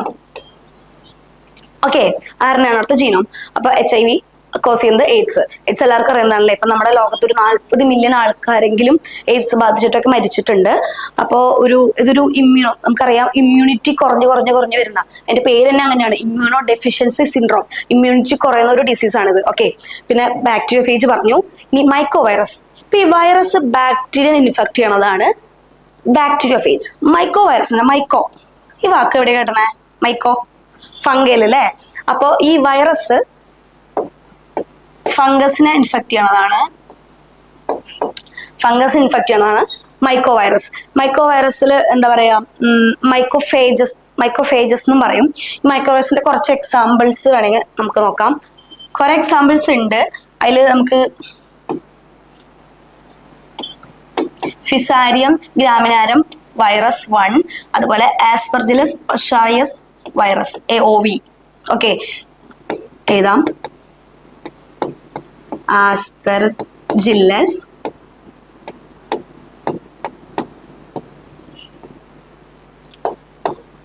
ഓർഷായസ് വൈറസ്. അതുപോലെ ഫ്യുസാരിയം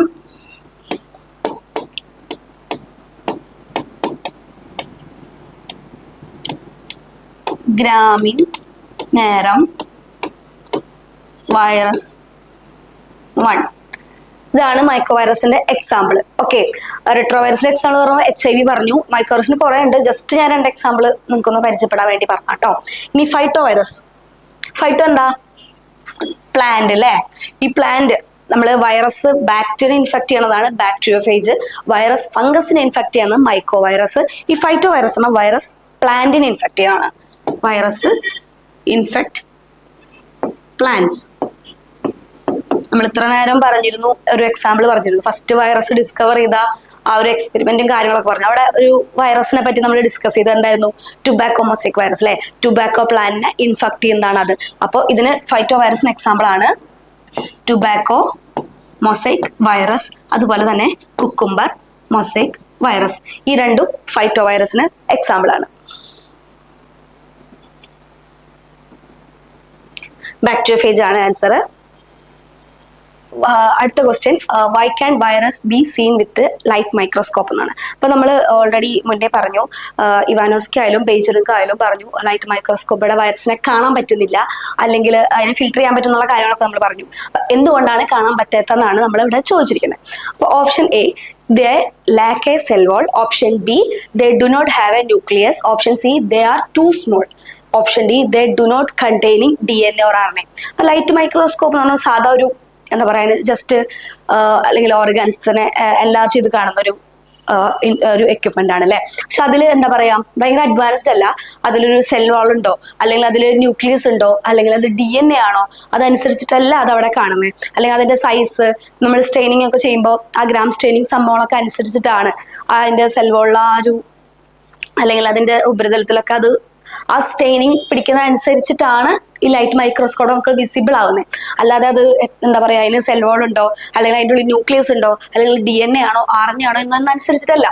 അപ്പൊ ഇവിടെ ജസ്റ്റ് എന്തുകൊണ്ടാണ് മൈക്രോസ്കോപ്പിൽ കാണാൻ പറ്റാത്തതെന്ന് ചോദിക്കുകയാണെങ്കിൽ അതിന്റെ ആൻസർ എന്ന് പറഞ്ഞാൽ ദേ ആർ ടു സ്മോൾ എന്നാണ്. അതേ ഉള്ളൂ ആൻസർ കേട്ടോ.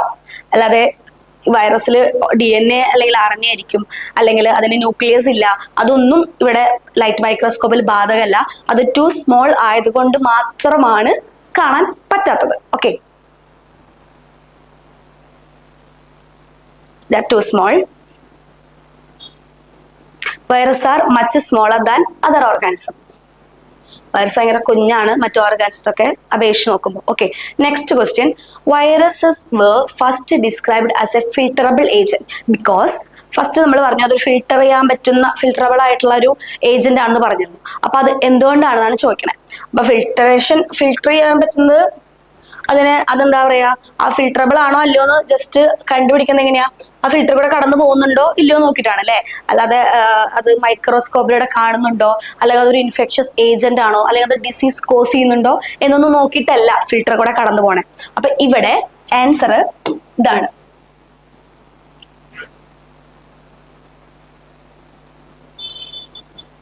ഇവിടെ answer they could pass through the filters that retain bacteria. അത് എന്താ പറയാ, ആ ഇത് കൂടെ പാസ് ചെയ്യുന്നുണ്ടോ, ഫിൽറ്റർ കൂടെ പാസ് ചെയ്യുന്നുണ്ടോ ഇല്ലയോ നോക്കിയിട്ടാണ് അത് ഫിൽട്ടറബിൾ ആണോ അല്ലയോ എന്ന് ഡിഫൈൻ ചെയ്യുക. അല്ലാതെ അത് ഇൻഫെക്ഷൻസ് ഉണ്ടാക്കുന്നുണ്ടോ, അത് ഡിസീസ് ഉണ്ടാക്കുന്നുണ്ടോ, അത് മൈക്രോസ്കോപ്പിടെ കാണുന്നുണ്ടോ എന്ന് നോക്കിയിട്ടല്ല. അപ്പൊ അത് അതിനെ ഫിൽട്ടർ ചെയ്യാൻ പറ്റുന്നില്ല എന്ന് കണ്ടുപിടിച്ചത് ആ പാർട്ടിക്കിള് ഫിൽറ്ററിൽ കൂടെ കടന്നു പോകുന്നുണ്ട്. ബാക്ടീരിയനെ അവിടെ നിർത്തുന്നെങ്കിൽ ബാക്ടീരിയ വരെ തടഞ്ഞു നിർത്തുന്ന ആ ഫിൽറ്ററിൽ കൂടെ ആ വൈറസ് കടന്നു പോകുന്നുണ്ട്. അങ്ങനെയാണ് അത് ഫിൽട്ടർ ചെയ്യാൻ പറ്റുന്നതാണ്. ഫിൽട്ടർ ചെയ്യാൻ അതിനെ എന്താ പറയാ, ഫിൽട്ടർ ചെയ്ത് അതിനെ ഐഡന്റിഫൈ ചെയ്യാനൊന്നും പറ്റുന്നില്ല എന്ന് കണ്ടുപിടിച്ചത്. ഓക്കെ, ഇതിനൊന്നുകൂടെ പറയാം കേട്ടോ. Passing the virus through the collodion membrane filter with different pore size was the first earliest method of determining the size of virus. First നമ്മളിപ്പോ അഡ്വാൻസ്ഡ് ആയിട്ട് നമ്മൾ ഇലക്ട്രോ മൈക്രോസ്കോപ്പി എല്ലാവരും കേട്ടിട്ടുണ്ടാവും അല്ലേ. ഇപ്പോഴൊക്കെ നമ്മൾ വൈറസിനെ വിസിബിൾ ആക്കാൻ അല്ലെങ്കിൽ മാഗ്നിഫൈ ചെയ്ത് കാണാൻ യൂസ് ചെയ്യുന്ന ഒബ്ജക്റ്റ് ആണ് ആ ഒരു ഇൻസ്ട്രുമെന്റ് ആണ് ഇലക്ട്രോൺ മൈക്രോസ്കോപ്പ്. പക്ഷെ മുന്നത്തെ കാലത്ത് ഇതൊന്നുമില്ല.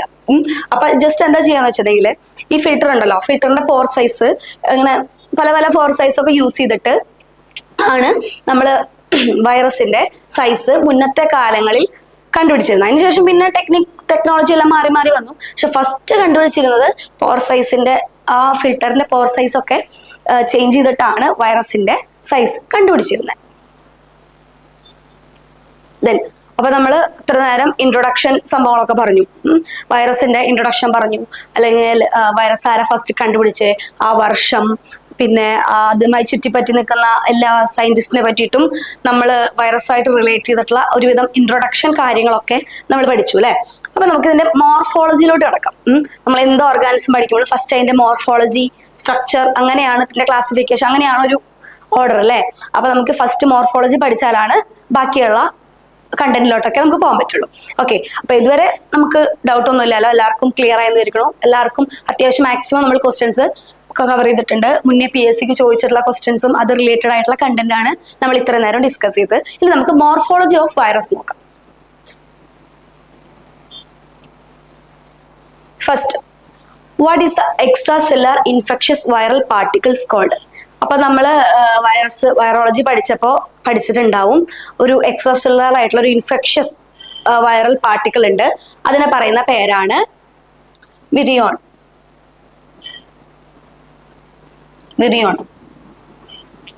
ഓക്കെ, ക്യാപ്സിഡ് അല്ല. ക്യാപ്സിഡ് നമ്മൾ പറഞ്ഞിരുന്നു നേരത്തെ, നമ്മൾ ബാക്ടീരിയോഫേജിന്റെ സ്ട്രക്ചർ വരച്ച് പറഞ്ഞിരുന്നു. അതിന് മോളെയുള്ള ഒരു പ്രോട്ടീൻ കോട്ടാണ് ഈ ക്യാപ്സിഡ്. ബാക്ടീരിയോഫേജും അല്ല. ബാക്ടീരിയോഫേജ് നമ്മളെ വൈറസ് ഇൻഫെക്റ്റ് ആണ്, ന്യൂക്ലിയോയിഡ് അല്ല. ഓക്കെ, അപ്പോ ഇവിടെ ആൻസർ വിറിയോൺ ആണ്. വിറിയോൺ ആണ് ഇൻഫെക്ഷ്യസ് ആയിട്ടുള്ള viral particle.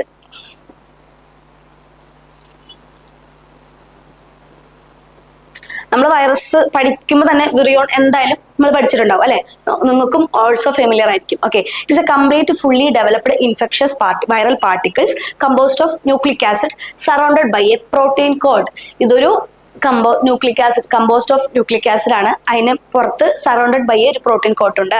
The virion may also containing essential or accessory enzymes or other proteins. വിരിയോണിൽ എന്തൊക്കെയാണ് ഉള്ളത്? ഓൾറെഡി നമ്മൾ പറഞ്ഞൊരു ന്യൂക്ലിക് ആസിഡ് കമ്പോസ് ചെയ്തിട്ടുള്ള ഒരു സ്ട്രക്ചർ ആണ്, ഒരു സംഭവമാണ് ഈ വൈറൽ പാർട്ടിക്കിൾ ആണ് ഈ വിറിയോൺ എന്ന് പറഞ്ഞു.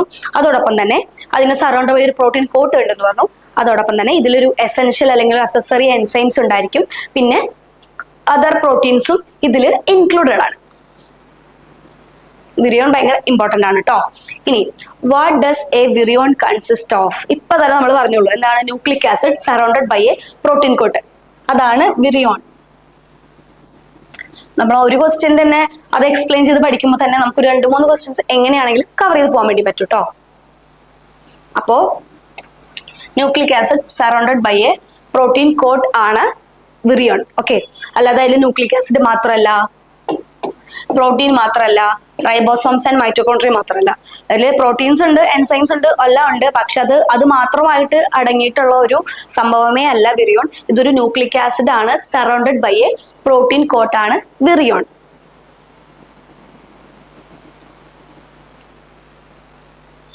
Okay, the latter protects it from the environment and is a vehicle of transmission from the one host to another. അപ്പൊ നമ്മൾ മെയിൻ എന്താണ്, നമ്മുടെ വൈറസിന്റെ റിപ്രൊഡക്ഷൻ നടക്കുന്നത് എങ്ങനെയാണ്? ഒരു ഹോസ്റ്റ് സെല്ലിലോട്ട് പോകുമ്പോഴാണ് അല്ലെ. അത് തന്നെ ഒരു ഫ്രീ ലിവിങ് ആയിട്ട് നിൽക്കുമ്പോൾ അതിനൊരു ഗ്രോത്ത് ഇല്ല, അതിനൊരു മൾട്ടിപ്ലിക്കേഷൻ മെറ്റബോളിസം സംഭവം നടക്കുന്നില്ല. അപ്പൊ അതിന്റെ മെയിൻ മെറ്റബോളിസം ഒക്കെ നടക്കുന്നത് ഒരു സെല്ലിന് ആ ഹോസ്റ്റ് സെല്ലിലോട്ട് പോകുമ്പോഴാണ്. അപ്പൊ ആ ഹോസ്റ്റ് സെല്ലിലോട്ട് പോകാനുള്ള ട്രാൻസ്മിഷനെ സഹായിക്കുന്നതാണ് ഇത്. ഈ ലാറ്റർ ആണ് ഇതിനെ സഹായിക്കുന്നത്. Okay, the virus are classified on the basis of difference in structure of this coat. അപ്പൊ നമ്മൾ പറഞ്ഞിരുന്നു ഈ വിറിയോണിനെ ചുറ്റിപ്പറ്റി ഒരു പ്രോട്ടീൻ കോട്ട് ഉണ്ടെന്ന് പറഞ്ഞു അല്ലെ. ആ പ്രോട്ടീൻ കോട്ടിന്റെ സ്ട്രക്ചർ അതിൽ ഡിഫറൻസ് ഉണ്ടാവും. അപ്പൊ അത് ചിലപ്പോ കവർ ചെയ്തിട്ടാണ് അല്ലെങ്കിൽ കവർ ചെയ്യാത്തതാണ് ഒക്കെ ഉണ്ടാവും. അപ്പൊ അതിനനുസരിച്ചിട്ടാണ് നമ്മൾ വൈറസിനെ ക്ലാസിഫൈ ചെയ്തിരിക്കുന്നത്. അല്ലാതെ വൈറസ് റെപ്ലിക്കേറ്റ് ചെയ്യുന്നത് എങ്ങനെയാണ്, അല്ലെങ്കിൽ ഇൻഫെക്ഷൻസ് ഉണ്ടാക്കുന്നത് എങ്ങനെയാണ്, അല്ലെങ്കിൽ ഏതൊക്കെ ഡിസീസസ് ആണ് ഉണ്ടാക്കുന്നത് എന്നൊന്നും അനുസരിച്ചിട്ടല്ല വൈറസിനെ ക്ലാസിഫൈ ചെയ്തിരിക്കുന്നത്. വൈറസിനെ ക്ലാസിഫൈ ചെയ്തിരിക്കുന്നത് only the difference in structure of this coat. ഈ സ്ട്രക്ചർ ഡിഫറൻസ്, ഈ കോട്ടിന്റെ സ്ട്രക്ചറൽ ഡിഫറൻസ് അനുസരിച്ചിട്ട് മാത്രമാണ് വൈറസിനെ ക്ലാസിഫൈ ചെയ്തിരിക്കുന്നത്. പിന്നെ ഈ പ്രോട്ടീൻ കോഡാണ് ഒരു ഹോസ്റ്റിൽ നിന്ന് ഒരു ഹോസ്റ്റിലോട്ട് പോകാനുള്ള ട്രാൻസ്മിഷൻ. ആ ഒരു വൈറസിന്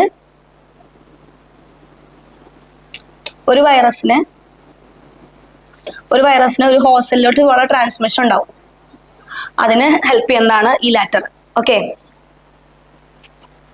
next question, what the function of protein coat in വിറിയോൺ?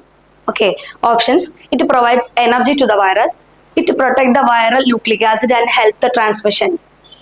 നമ്മളിപ്പോ ഡിസ്കസ് ചെയ്തോളൂ അല്ലെ. It help a virus in binary fission. Option D, it make the virus immune to antibiotics. അപ്പൊ നമ്മള് it provide energy to virus, ഇതാണോ ഈ protein കോട്ടിന്റെ function? അല്ല അല്ലെ, energy ഒന്നും കൊടുക്കുന്നില്ല. It protect the viral nucleic acid and help in transmission. നമ്മളിപ്പോ തന്നെ പറഞ്ഞുള്ളൂ, ആ വൈറൽ ന്യൂക്ലിക് ആസിഡിനെ സറൗണ്ട് ചെയ്തിട്ട് പ്രോട്ടീൻ കോട്ട് കാണപ്പെടുന്നു, അത് ട്രാൻസ്മിഷനെ ഹെൽപ്പ് ചെയ്യുന്നു. അപ്പൊ ഇതാണ് ആൻസർ. ഓക്കെ, അടുത്ത ഓപ്ഷൻസ് പറഞ്ഞാൽ it help virus binary fission. Binary ഫിഷനും വൈറസായിട്ട് യാതൊരു ബന്ധമില്ല അല്ലെ. It make a virus immune to antibiotic, ഇതും അല്ല. ഓക്കെ, അപ്പൊ മെയിൻ ആയിട്ട് ഈ വൈറൽ ന്യൂക്ലിക് ആസിഡിനെ പ്രൊട്ടക്ട് ചെയ്യുക, അതുപോലെ തന്നെ ഹോസ്റ്റ് സെല്ലിലോട്ടുള്ള ട്രാൻസ്മിഷൻ, ഇതിനാണ് നമ്മുടെ പ്രോട്ടീൻ കോട്ടിന്റെ main function. Okay,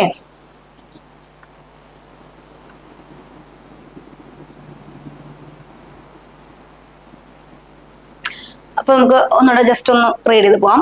the primary function of the protein coat is also called capsid. ഈ പ്രോട്ടീൻ കോട്ടിനെ പറയുന്ന പേരാണ് ക്യാപ്സിഡ്. അപ്പൊ നമ്മൾ പുതിയ കുറച്ച് ടേംസ് പഠിക്കുന്നുണ്ട്. വൈറസ് പഠിച്ചിട്ട് വിറിയോൺ പഠിച്ചു, അത് കഴിഞ്ഞിട്ട് ഒരു പ്രോട്ടീൻ കോട്ട്, ആ ന്യൂക്ലിക് ആസിഡിനെ ചുറ്റിയിട്ട് ഒരു പ്രോട്ടീൻ കോട്ട് ഉണ്ടെന്ന് പഠിച്ചു. ആ പ്രോട്ടീൻ കോട്ടിനും ഓൾസോ ഒരു നെയിം ഉണ്ട്, അതാണ് ക്യാപ്സിഡ്. ഓർത്തിരിക്കാട്ടോ, ക്യാപ്സിഡ്. ആ പ്രോട്ടീൻ കോട്ടാണ് capsid. In virion it is to protect the viral nucleic acid, genome DNA അല്ലെങ്കിൽ RNA whatever എന്താണെങ്കിലും from the degradation and damage, while also facilitating the attachment to a host cell during infection by providing specific binding site on it surface. Okay, അപ്പൊ നമ്മൾ ഈ protein കോട്ടാണ് എന്താ പറയാ ഒരു ട്രാൻസ്മിഷനൊക്കെ help ചെയ്യുന്നു പറഞ്ഞു അല്ലെ. അതുപോലെ തന്നെ ഇത് ഹോസ്റ്റലിലേക്ക് അറ്റാച്ച് ചെയ്യുമ്പോൾ എന്താണ് ഒരു സ്പെസിഫിക് ബൈൻഡിങ് സൈറ്റ്, ഇതെല്ലാം ഇംപ്രൂവ് ചെയ്യണത് അല്ലെങ്കിൽ ഫെസിലിറ്റേറ്റ് ചെയ്യണതൊക്കെ ഈ പ്രോട്ടീൻ കോട്ടാണ്. അതുപോലെ തന്നെ essentially acting as A protective shell around the viral genetic material. ഇതൊരു പ്രൊട്ടക്റ്റീവ് ഷെല്ലാണ്. അപ്പൊ കുറെ ഫങ്ഷൻസ് ഉണ്ട് അല്ലെ, ട്രാൻസ്മിഷൻ ഉണ്ട്, അതിന് പ്രൊട്ടക്ഷൻ ഉണ്ട്, ഡാമേജിനും ഡീഗ്രഡേഷനും ഒക്കെ അതിനെ ഹെൽപ്പ് ചെയ്യുന്നുണ്ട്. അതുപോലെ തന്നെ ഒരു ട്രാൻസ്മിഷൻ ഹെൽപ്പ് ചെയ്യുന്നുണ്ട്. അതുപോലെ തന്നെ ഈ ബൈൻഡിങ് സൈറ്റിൽ ഒരു ഹോസ്റ്റലിലേക്ക് സ്പെസിഫിക് ആയിട്ടുള്ള ഒരു ബൈൻഡിങ് സൈറ്റ് പ്രൊവൈഡ് ചെയ്യണം. അല്ലെങ്കിൽ കറക്റ്റ് ഇവിടെയാണ് അറ്റാക്ക് ചെയ്യേണ്ടത്, അല്ലെങ്കിൽ ഇവിടെയാണ് കറക്റ്റ് അതിനെ ഇഞ്ചക്ട് ചെയ്യേണ്ടത്, അതൊക്കെ നിയന്ത്രിക്കുന്ന ഒരാളാണ് നമ്മുടെ പ്രോട്ടീൻ കോട്ട്. എന്താണ്? ക്യാപ്സിഡ്. ഈ പേര് ഓർത്തിരിക്കുക കേട്ടോ, capsid. Okay,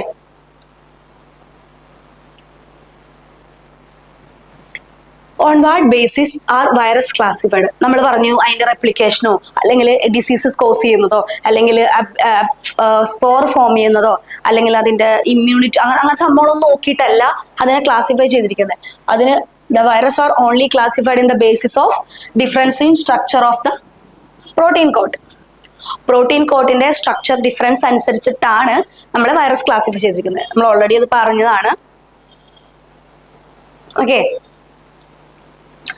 the extracellular infectious viral particles are called virion. It is completely and fully developed infectious viral particle composed of nucleic acid and surrounded by a protein coat. ഈ protein കോട്ടിനെ പറയുന്ന പേരെന്താണ്? Capsid. നേരത്തെ പറഞ്ഞത് തന്നെയുള്ളൂ, ഒന്നും കൂടെ ഒന്ന് ഡിസ്കസ് ചെയ്തെന്നുള്ളൂ കേട്ടോ. Capsid. The viruses are classified on the basis of difference in structure of this coating. അതായത് റെപ്ലിക്കേഷനോ അല്ലെങ്കിൽ ഡിസീസ് എങ്ങനെ കോസ് ചെയ്യുന്നു അല്ലെങ്കിൽ സ്പോർ ഫോം ചെയ്യണത് അതിന്റെ ഇമ്മ്യൂണിറ്റി അത് ഹോസ്റ്റലിനെ ഇൻഫെക്ട് ചെയ്യുന്നത് അതൊന്നും അല്ല. ഓക്കെ, ആ ജസ്റ്റ് ആ പ്രോട്ടീൻ കോഡിന്റെ സ്ട്രക്ചർ ഡിഫറൻസ് അനുസരിച്ചിട്ടാണ് നമ്മുടെ വൈറസ് ക്ലാസിഫൈ ചെയ്തിരിക്കുന്നത്. Then the size of clinically important virus R various from, നമ്മൾ വൈറസ് പഠിച്ചപ്പോൾ തന്നെ അതിന്റെ സൈസ് പഠിച്ചിട്ടുണ്ടായിരുന്നു അല്ലെ. സൈസ് എങ്ങനെയാ? 20 to 300 നാനോമീറ്റർ ആണ് വൈറസിന്റെ റേഞ്ച്. Okay, 20 to 300 nanometre. അതോടൊപ്പം തന്നെ നമുക്ക് ഈ സൈസിലുള്ള അല്ലെങ്കിൽ ഏറ്റവും ചെറിയ വൈറസ്, ഏറ്റവും വലിയ വൈറസ് കൊണ്ട് നമുക്ക് നോക്കാം. ലാർജസ്റ്റ് വൈറസ് എന്ന് വെച്ചിട്ടുണ്ടെങ്കിൽ സ്മോൾ പോക്സ് വൈറസ് ആണ്. സ്മോൾ പോക്സ് വൈറസ് നമ്മൾ ഓൾറെഡി മുന്നേ എവിടെ കേട്ടെ? ഫസ്റ്റ് വാക്സിൻ അല്ലെ. ഫസ്റ്റ് വാക്സിൻ കണ്ടുപിടിച്ച എഡ്വാർഡ് ജെന്നർ ആണ്. അപ്പൊ എഡ്വാർഡ് ജെന്നർ സ്മോൾ പോക്സ് ഡിസീസിനെതിരെയാണ് ഫസ്റ്റ് വാക്സിൻ കഴിപ്പിച്ചത്. നമ്മളൊരു ക്വസ്റ്റ്യൻ പഠിക്കുമ്പോൾ മുന്നേ ഇതെവിടെ കേട്ടിട്ട് എല്ലാം കൂടെ ഒന്ന് റിവൈൻഡ് ചെയ്ത് പോവാണെങ്കിൽ കുറച്ചും കൂടി നമുക്കൊരു നമ്മുടെ തലയിലൊക്കെ ഒന്ന് ഇത് പതിയാനായിട്ട് കാരണം. ഓക്കെ, അപ്പോൾ ലാർജസ്റ്റ് വൈറസ് എന്ന് പറഞ്ഞാൽ സ്മോൾ പോക്സ് വൈറസ് ആണ്. അതിന്റെ റേഞ്ച് 300 നാനോമീറ്റർ ആണ്. And then smallest virus are parvo virus. എന്താണ് പാർവോ വൈറസ്? അതിന്റെ സൈസ് 20 നാനോമീറ്റർ ആണ്. അപ്പോൾ വൈറസിന്റെ റേഞ്ച് തന്നെ 20 to 300 നാനോമീറ്റർ ആണ്. അപ്പൊ ഏറ്റവും വലുത് സ്മോൾ പോക്സ്, ഏറ്റവും ചെറുത് പാർവോ വൈറസ്. ഈ റേഞ്ച് ഒന്ന് ഓർത്തിരിക്കുക കേട്ടോ. Then which of the following is the largest virus mentioned? ഈ കൊടുത്തിരിക്കുന്നതിൽ ഏതാണ് ഏറ്റവും വലിയ വൈറസ് എന്നാ ചോദിച്ചിരിക്കണം. നമുക്ക് ഡൗട്ട് ഒന്നുമില്ല അല്ലെ, നമ്മൾ ഇപ്പൊ തന്നെ കണ്ടുള്ളൂ. സ്മോൾ പോക്സ് വൈറസ് ആണ്. അപ്പൊ നമ്മൾ ഡിസ്കസ് ചെയ്തുകൊണ്ടിരിക്കുന്നത് വൈറോളജിയിലെ ക്വസ്റ്റ്യൻസ് ആണ്. അപ്പൊ next question, what was the earliest method use to determine size of virus? അപ്പൊ നമ്മൾ പറഞ്ഞിരുന്നു, എന്താ പറയാ, മുന്നേ ഇപ്പോഴാണ് ഈ ഇലക്ട്രോ മൈക്രോസ്കോപ്പി സംഭവങ്ങളൊക്കെ വന്നല്ലേ. അപ്പൊ അതിന് മുന്നേ നമ്മൾ ഫസ്റ്റ് ഈ വൈറസിന്റെ ഡിസ്കവറി തന്നെ തുടങ്ങുന്നത് എങ്ങനെയാണ്? വൈറസ് ഫിൽട്ടർ ചെയ്യാൻ പറ്റുമോ, അല്ലെങ്കിൽ ഫിൽട്ടർ ചെയ്യാൻ പറ്റുന്നില്ലേ, അങ്ങനെയൊക്കെ നോക്കിയിട്ടാണല്ലേ. അപ്പൊ എന്തായിരുന്നു, ഫിൽട്ടർ ചെയ്യാൻ പറ്റുമല്ലേ, അത് ഫിൽട്ടറിൽ അതിനെ തടഞ്ഞു നിർത്തുന്നില്ല. അപ്പൊ ഡിഫറെന്റ് പോർ സൈസ് ഉള്ള ഫിൽട്ടർ യൂസ് ചെയ്തിട്ടാണ് പണ്ടൊക്കെ വൈറസിന്റെ സൈസ് ഡിറ്റർമൈൻ ചെയ്തത്. നമ്മൾ മുന്നത്തെ ക്വസ്റ്റ്യൻ നമ്മൾ ഡിസ്കസ് ചെയ്തിരുന്നു. അപ്പോൾ ഓൾസോ ഇവിടെ ഇതിന്റെ ആൻസർ എന്ന് പറഞ്ഞു കഴിഞ്ഞാൽ electro microscopy, option B colloidal membrane filtration, option C PCR polymerise chain reaction, then option D DNA sequencing. ഈ DNA സീക്വൻസിങ് ആയിക്കോട്ടെ, PCR ആയിക്കോട്ടെ, ഇലക്ട്രോ മൈക്രോസ്കോപ്പി ആയിക്കോട്ടെ, ഇതെല്ലാം തന്നെ നമ്മൾ പുതിയ വന്നിട്ടുള്ള ഒരു അഡ്വാൻസ്ഡ് ആയിട്ടുള്ള ടെക്നോളജീസ് ആണ് അല്ലേ. അപ്പൊ മുന്നത്തെ കാലത്ത് എങ്ങനെയാണ് അതിന്റെ സൈസ്, വൈറസിന്റെ സൈസ് ഡിറ്റർമിൻ ചെയ്തേക്കുന്നത് ചോദിച്ചാൽ കൊളോയിഡൽ മെംബ്രെയിൻ ഫിൽട്രേഷൻ വഴിയാണ് സൈസ് ഡിറ്റർമിൻ ചെയ്തിരുന്നത്. അതിനുശേഷം പിന്നെ സെൻട്രിഫ്യൂഗേഷനും ഇലക്ട്രോ മൈക്രോസ്കോപ്പി സംഭവങ്ങളൊക്കെ വന്നിട്ടുണ്ട്. പക്ഷെ ഫസ്റ്റ് സൈസ് എങ്ങനെയായിരുന്നു ചോദിച്ചാൽ അത് കൊളോയിഡൽ മെംബ്രെയിൻ ഫിൽട്രേഷൻ ആണ് കേട്ടോ. Then which method was later used to determine the size of virus based on sedimentation rate? Sedimentation നമ്മൾ ആ വാക്ക് എവിടെ പഠിച്ചിരിക്കണത്? സെൻട്രിഫ്യൂഗേഷനിലാണ് അല്ലേ. അപ്പൊ വൈറസിന്റെ ആ സെഡിമെന്റേഷൻ റേറ്റ് ഉപയോഗിച്ച് സൈസ് കണ്ടുപിടിച്ചിരുന്ന പിന്നീട് വന്ന ടെക്നോളജിയാണ് അൾട്രാ സെൻട്രിഫ്യൂഗേഷൻ. ഇലക്ട്രോൺ മൈക്രോസ്കോപ്പി അല്ല, അത് സെഡിമെന്റേഷൻ റേറ്റുമായിട്ട് ബന്ധപ്പെട്ടതല്ല. ലൈറ്റ് മൈക്രോസ്കോപ്പി ഓൾസോ അല്ല. പിന്നെ ഗ്രാം സ്റ്റെയിനിങ് അതും അല്ല. അത് ഈ മൂന്നും ബാക്കി മൂന്നും എന്താണ്, ഒരു സ്കോപ്പിയാണ്. അതൊരു സെഡിമെന്റേഷൻ റേറ്റ് വെച്ചിട്ടല്ല. അപ്പൊ ഇവിടെ അൾട്രാ സെൻട്രിഫ്യൂഗേഷൻ വെച്ചിട്ടാണ് പിന്നീട് ഈ ഫിൽട്രേഷന് ശേഷം പിന്നീട് ബാക്ടീരിയയുടെ സൈസ് ഡിറ്റർമിൻ ചെയ്തിരുന്നത്. ഓക്കെ,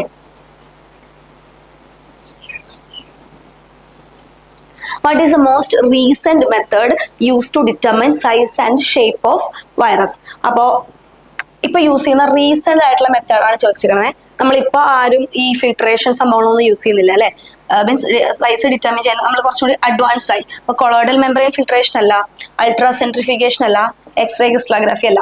അപ്പൊ ഇലക്ട്രോൺ മൈക്രോസ്കോപ്പി ആണ് ഇപ്പൊ യൂസ് ചെയ്യുന്ന ഏറ്റവും അഡ്വാൻസ്ഡ് ആയിട്ടുള്ള ടെക്നോളജി. എന്തിന്? നമ്മുടെ വൈറസിന്റെ സൈസ് അല്ലെങ്കിൽ ഷേപ്പ് ഡിറ്റർമിൻ ചെയ്യാൻ. നമുക്ക് ജസ്റ്റ് ഇലക്ട്രോൺ മൈക്രോസ്കോപ്പി എന്താന്ന് നോക്കാം. നമ്മൾ ജസ്റ്റ് അറിയാം, നമുക്ക് ഇലക്ട്രോൺ ബീം യൂസ് ചെയ്തിട്ടാണ് അതിൽ ഒബ്ജക്റ്റ് ഒക്കെ മാഗ്നിഫൈ ചെയ്ത് കാണുന്നൊക്കെ അറിയാം. നമുക്ക് ജസ്റ്റ് ഒന്ന് റീഡ് ചെയ്ത് പോവാം. The largest and the most direct method of measuring virus size is electron microscopy. By this method, both the size and shape of virus can be made out. ഒരു electron beam direct ഒരു most എന്താണ് most important ആയിട്ടുള്ള ഒരു direct മെത്തേഡാണ് electron microscopy. ഇവിടെ both size and shape determine ചെയ്യാൻ പറ്റുന്നുണ്ട്. അതുപോലെ തന്നെ electron microscope uses a EM എന്ന് പറയും കേട്ടോ, uses a beam of electron to magnify and image object. Electron beam use ചെയ്തിട്ടാണ് ഇവിടെ മാഗ്നിഫൈ ചെയ്യുന്നത്. ഓക്കെ, ഇലക്ട്രോൺ ബീം യൂസ് ചെയ്തിട്ട് മാഗ്നിഫൈ ചെയ്യുന്നത്. And image object it can produce high resolution images of biological and non biological specimens. Biological ആയിക്കോട്ടെ non biological specimen ആയിക്കോട്ടെ, അതിൻ്റെ ഒരു ഹൈ റെസൊല്യൂഷൻ ഓഫ് ഇമേജസ് ആണ് ഇവിടെ പ്രൊവൈഡ് ചെയ്യുന്നത്. ഇനി അപ്പോൾ നമുക്ക് ഫസ്റ്റ് നമ്മൾ ഇപ്പൊ ഇലക്ട്രോൺ മൈക്രോസ്കോപ്പി ജസ്റ്റ് പറഞ്ഞു. ഇനി ഫസ്റ്റ് വൈറസ് ഇലക്ട്രോൺ മൈക്രോസ്കോപ്പിലൂടെ കണ്ട വൈറസ് ഏതാണെന്ന് നോക്കാം. ഒബ്വിയസ്ലി അത് എന്താണ്, നമ്മൾ ഫസ്റ്റ് ഡിസ്കവർ ചെയ്ത വൈറസ് ടുബാക്കോമോസിക് വൈറസ് ആണ്. The first virus to be discovered. It was filter first seen with electron microscope in 1935. അപ്പൊ ഫസ്റ്റ് ഡിസ്കവർ ചെയ്ത വൈറസ് എന്താണ്? ടുബാക്കോമോസിക് വൈറസ് ആണ്. ആ വൈറസ് ഫസ്റ്റ് ഈ ഇലക്ട്രോൺ മൈക്രോസ്കോപ്പിയുടെ ഫസ്റ്റ് സീൻ ചെയ്ത വൈറസും ഈ ടുബാക്കോമോസിക് വൈറസ് തന്നെയാണ് 1935. ഈ വർഷം നമ്മൾ എവിടെയോ മുന്നേ പഠിച്ചിരുന്നത് ക്രിസ്റ്റലൈസേഷൻ അല്ലേ? ക്രിസ്റ്റലൈസേഷൻ വെൻഡൽ സ്റ്റാൻലി ഈ വൈറസിനെ ക്രിസ്റ്റലൈസ് ചെയ്തത് 1935. ഓക്കെ,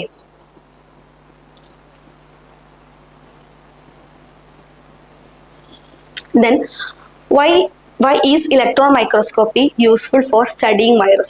എന്തുകൊണ്ടാണ് ഏറ്റവും എന്താ പറയുക ഭയങ്കര ഇമ്പോർട്ടൻ്റ് അല്ലെങ്കിൽ ഭയങ്കര എഫിഷ്യൻ്റ് ആയിട്ടുള്ള ഒരു മെത്തേഡായിട്ട് ഈ വൈറസിന്റെ സ്റ്റഡിക്ക് മൈക്രോസ്കോപ്പി യൂസ് ചെയ്യുന്നത് വെച്ചിട്ടുണ്ടെങ്കിൽ, ഇത് നമ്മൾ ഇലക്ട്രോൺ ബീം യൂസ് ചെയ്തിട്ടാണെന്ന് പറഞ്ഞു. പിന്നെ ഭയങ്കര അക്യുറേറ്റ് ആയിട്ടുള്ള ഭയങ്കര കുഞ്ഞായിട്ടുള്ള ഓർഗാൻസ് വരെ ഇതിൽ ഐഡന്റിഫൈ ചെയ്ത് അതിന്റെ ഷേപ്പും സൈസും ഒക്കെ നമുക്ക് ഡിസ്കവർ ചെയ്ത് കിട്ടും. അപ്പൊ അത് വൈറസിനെ വിഷ്വലൈസ് ചെയ്യുന്നത് നാനോമീറ്റർ സ്കെയിലാണ്, അല്ലാതെ മില്ലിമീറ്റർ മൈക്രോമീറ്റർ അങ്ങനെയൊന്നും അല്ല. ഇത് വളരെ ചെറിയ നാനോമീറ്റർ സ്കെയിൽ, ഏറ്റവും ചെറിയ നാനോമീറ്റർ സ്കെയിൽ വെച്ചിട്ടാണ് ഇലക്ട്രോൺ മൈക്രോസ്കോപ്പി ഈ വൈറസിനെല്ലാം വിഷ്വലൈസ് ചെയ്യുന്നത്. ഓക്കെ,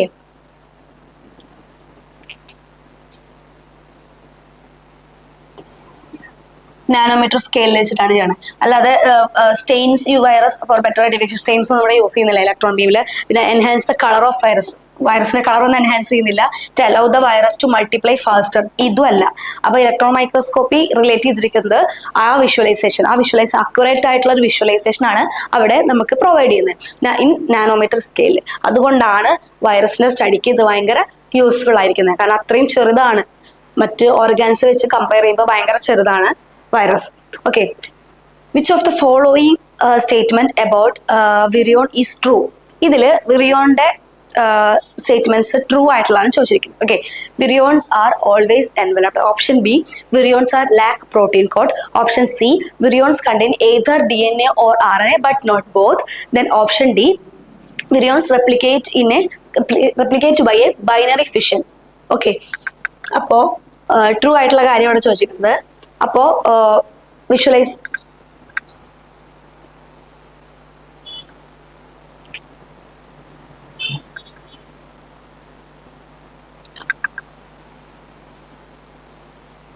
ഓക്കെ, അപ്പോ വൈറസ് ആർ ഓൾവേസ് എൻവലപ്ഡ്. എപ്പോഴും വൈറസ് എൻവലപ്ഡ് ആവണമെന്നില്ല. ഒന്നെങ്കിൽ എൻവലപ്ഡ് ആവാം അല്ലെങ്കിൽ നോൺ എൻവലപ്ഡ് ആവാം. അതനുസരിച്ചിട്ട് അതിനെ ക്ലാസിഫൈ ചെയ്തിട്ടുണ്ട്. അതുപോലെ തന്നെ virions of lack of protein coat, അതെന്തായാലും അല്ല. വിരിയോൺസ് എന്തായാലും ഒരു എന്താ പറയാ, ഒരു സറൗണ്ട് ബൈ പ്രോട്ടീൻ കോട്ട് ഉണ്ട്, നമ്മൾ പഠിച്ചു. ആ പ്രോട്ടീൻ കോട്ടിനെ പറയുന്ന പേരെന്താണ്? Capsid. Okay, then virions contain either DNA or RNA but not both. ഇത് ശരിയാണല്ലേ? ഒന്നെങ്കിൽ DNA അല്ലെങ്കിൽ RNA, രണ്ടും കൂടി എന്തായാലും ഉണ്ടാവില്ല. അപ്പൊ അത് ട്രൂ ആണ്. ഇനി virions replicate by a binary fission, അല്ല, വിരിയോൺസും ബൈനറി ഫിഷനായിട്ട് ബന്ധമില്ല. അപ്പോ ഇതാണ് വിരിയോണായിട്ട് ബന്ധപ്പെട്ടിട്ടുള്ള ട്രൂ സ്റ്റേറ്റ്മെന്റ്.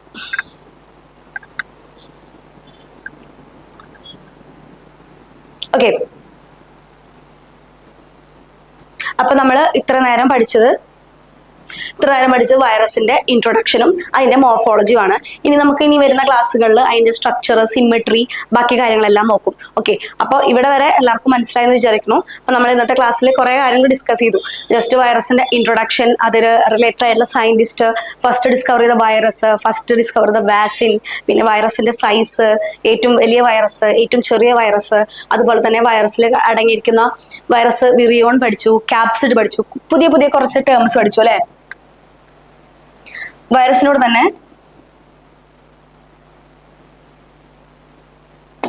എന്തായിരുന്നു? വിറിയോൺ. വിറിയോൺസ് പഠിച്ചു. അതുപോലെ തന്നെ ക്യാപ്സിഡ് പഠിച്ചു. ഓക്കെ, പിന്നെ നമ്മൾ ബാക്ടീരിയോഫേജ് എന്ന ടേം പഠിച്ചു. വൈറസ് ബാക്ടീരിയ ഇൻഫെക്ട് ചെയ്യുന്ന. അതുപോലെ മൈക്കോ വൈറസ്, എന്തായിരുന്നു? വൈറസ് ഫംഗസ് ഇൻഫെക്ട് ചെയ്യുന്നത്. അതുപോലെ ഫൈറ്റോ വൈറസ് പഠിച്ചു. ഫൈറ്റോ വൈറസ് എന്ന് വെച്ചാൽ വൈറസ് പ്ലാന്റിനെ ഇൻഫെക്ട് ചെയ്യുന്നത്. അതുപോലെ തന്നെ റിട്രോ വൈറസ് പഠിച്ചു. റിട്രോ വൈറസ് എന്താണ്? ആ വൈറസിൽ RNA ആയിരിക്കും അതിന്റെ ജീനോമ്. അതിനാണ് നമ്മൾ റിട്രോ വൈറസ്. അതിന്റെ എക്സാമ്പിൾ HIV, AIDS സംഭവങ്ങളൊക്കെ പഠിച്ചു. അപ്പൊ നമ്മൾ ജസ്റ്റ് ഇൻട്രൊഡക്ഷനും മോർഫോളജി എല്ലാം കവർ ചെയ്തു. അതിന്റെ മാക്സിമം ക്വസ്റ്റ്യൻസും നമ്മൾ കവർ ചെയ്തു. അതുപോലെ തന്നെ നമ്മൾ ഓരോ ക്വസ്റ്റ്യൻസിന്റെ ഓരോ ഓപ്ഷൻസ് നമ്മൾ കവർ ചെയ്തു. ഓക്കെ, അപ്പൊ നമുക്ക് ഇനി അടുത്ത ക്ലാസ്സിൽ അതിന്റെ സ്ട്രക്ചറും സിമെട്രിയും എല്ലാം നോക്കാം. അപ്പോൾ ഇതുവരെ എല്ലാവർക്കും മനസ്സിലായെന്ന് വിചാരിക്കുന്നു. അപ്പൊ നിങ്ങൾ എല്ലാവരും തിയറി പാർട്ട് ഒന്നുകൂടെ വായിക്കുക, അതിന്റെ PPT നോട്ട്സ് നോക്കുക, അതിന്റെ ഷോർട്ട് നോട്ട്സ് നോക്കുക, എന്നിട്ട് ഇത് ആൻസർ ചെയ്യാം. അപ്പൊ തന്നെ നമുക്ക് എന്താ പറയാ, ഈസിലി പെട്ടെന്ന് തന്നെ നമുക്കത് ആൻസർ ചെയ്ത് പോകാനായിട്ട് പറ്റും. Okay, thank you.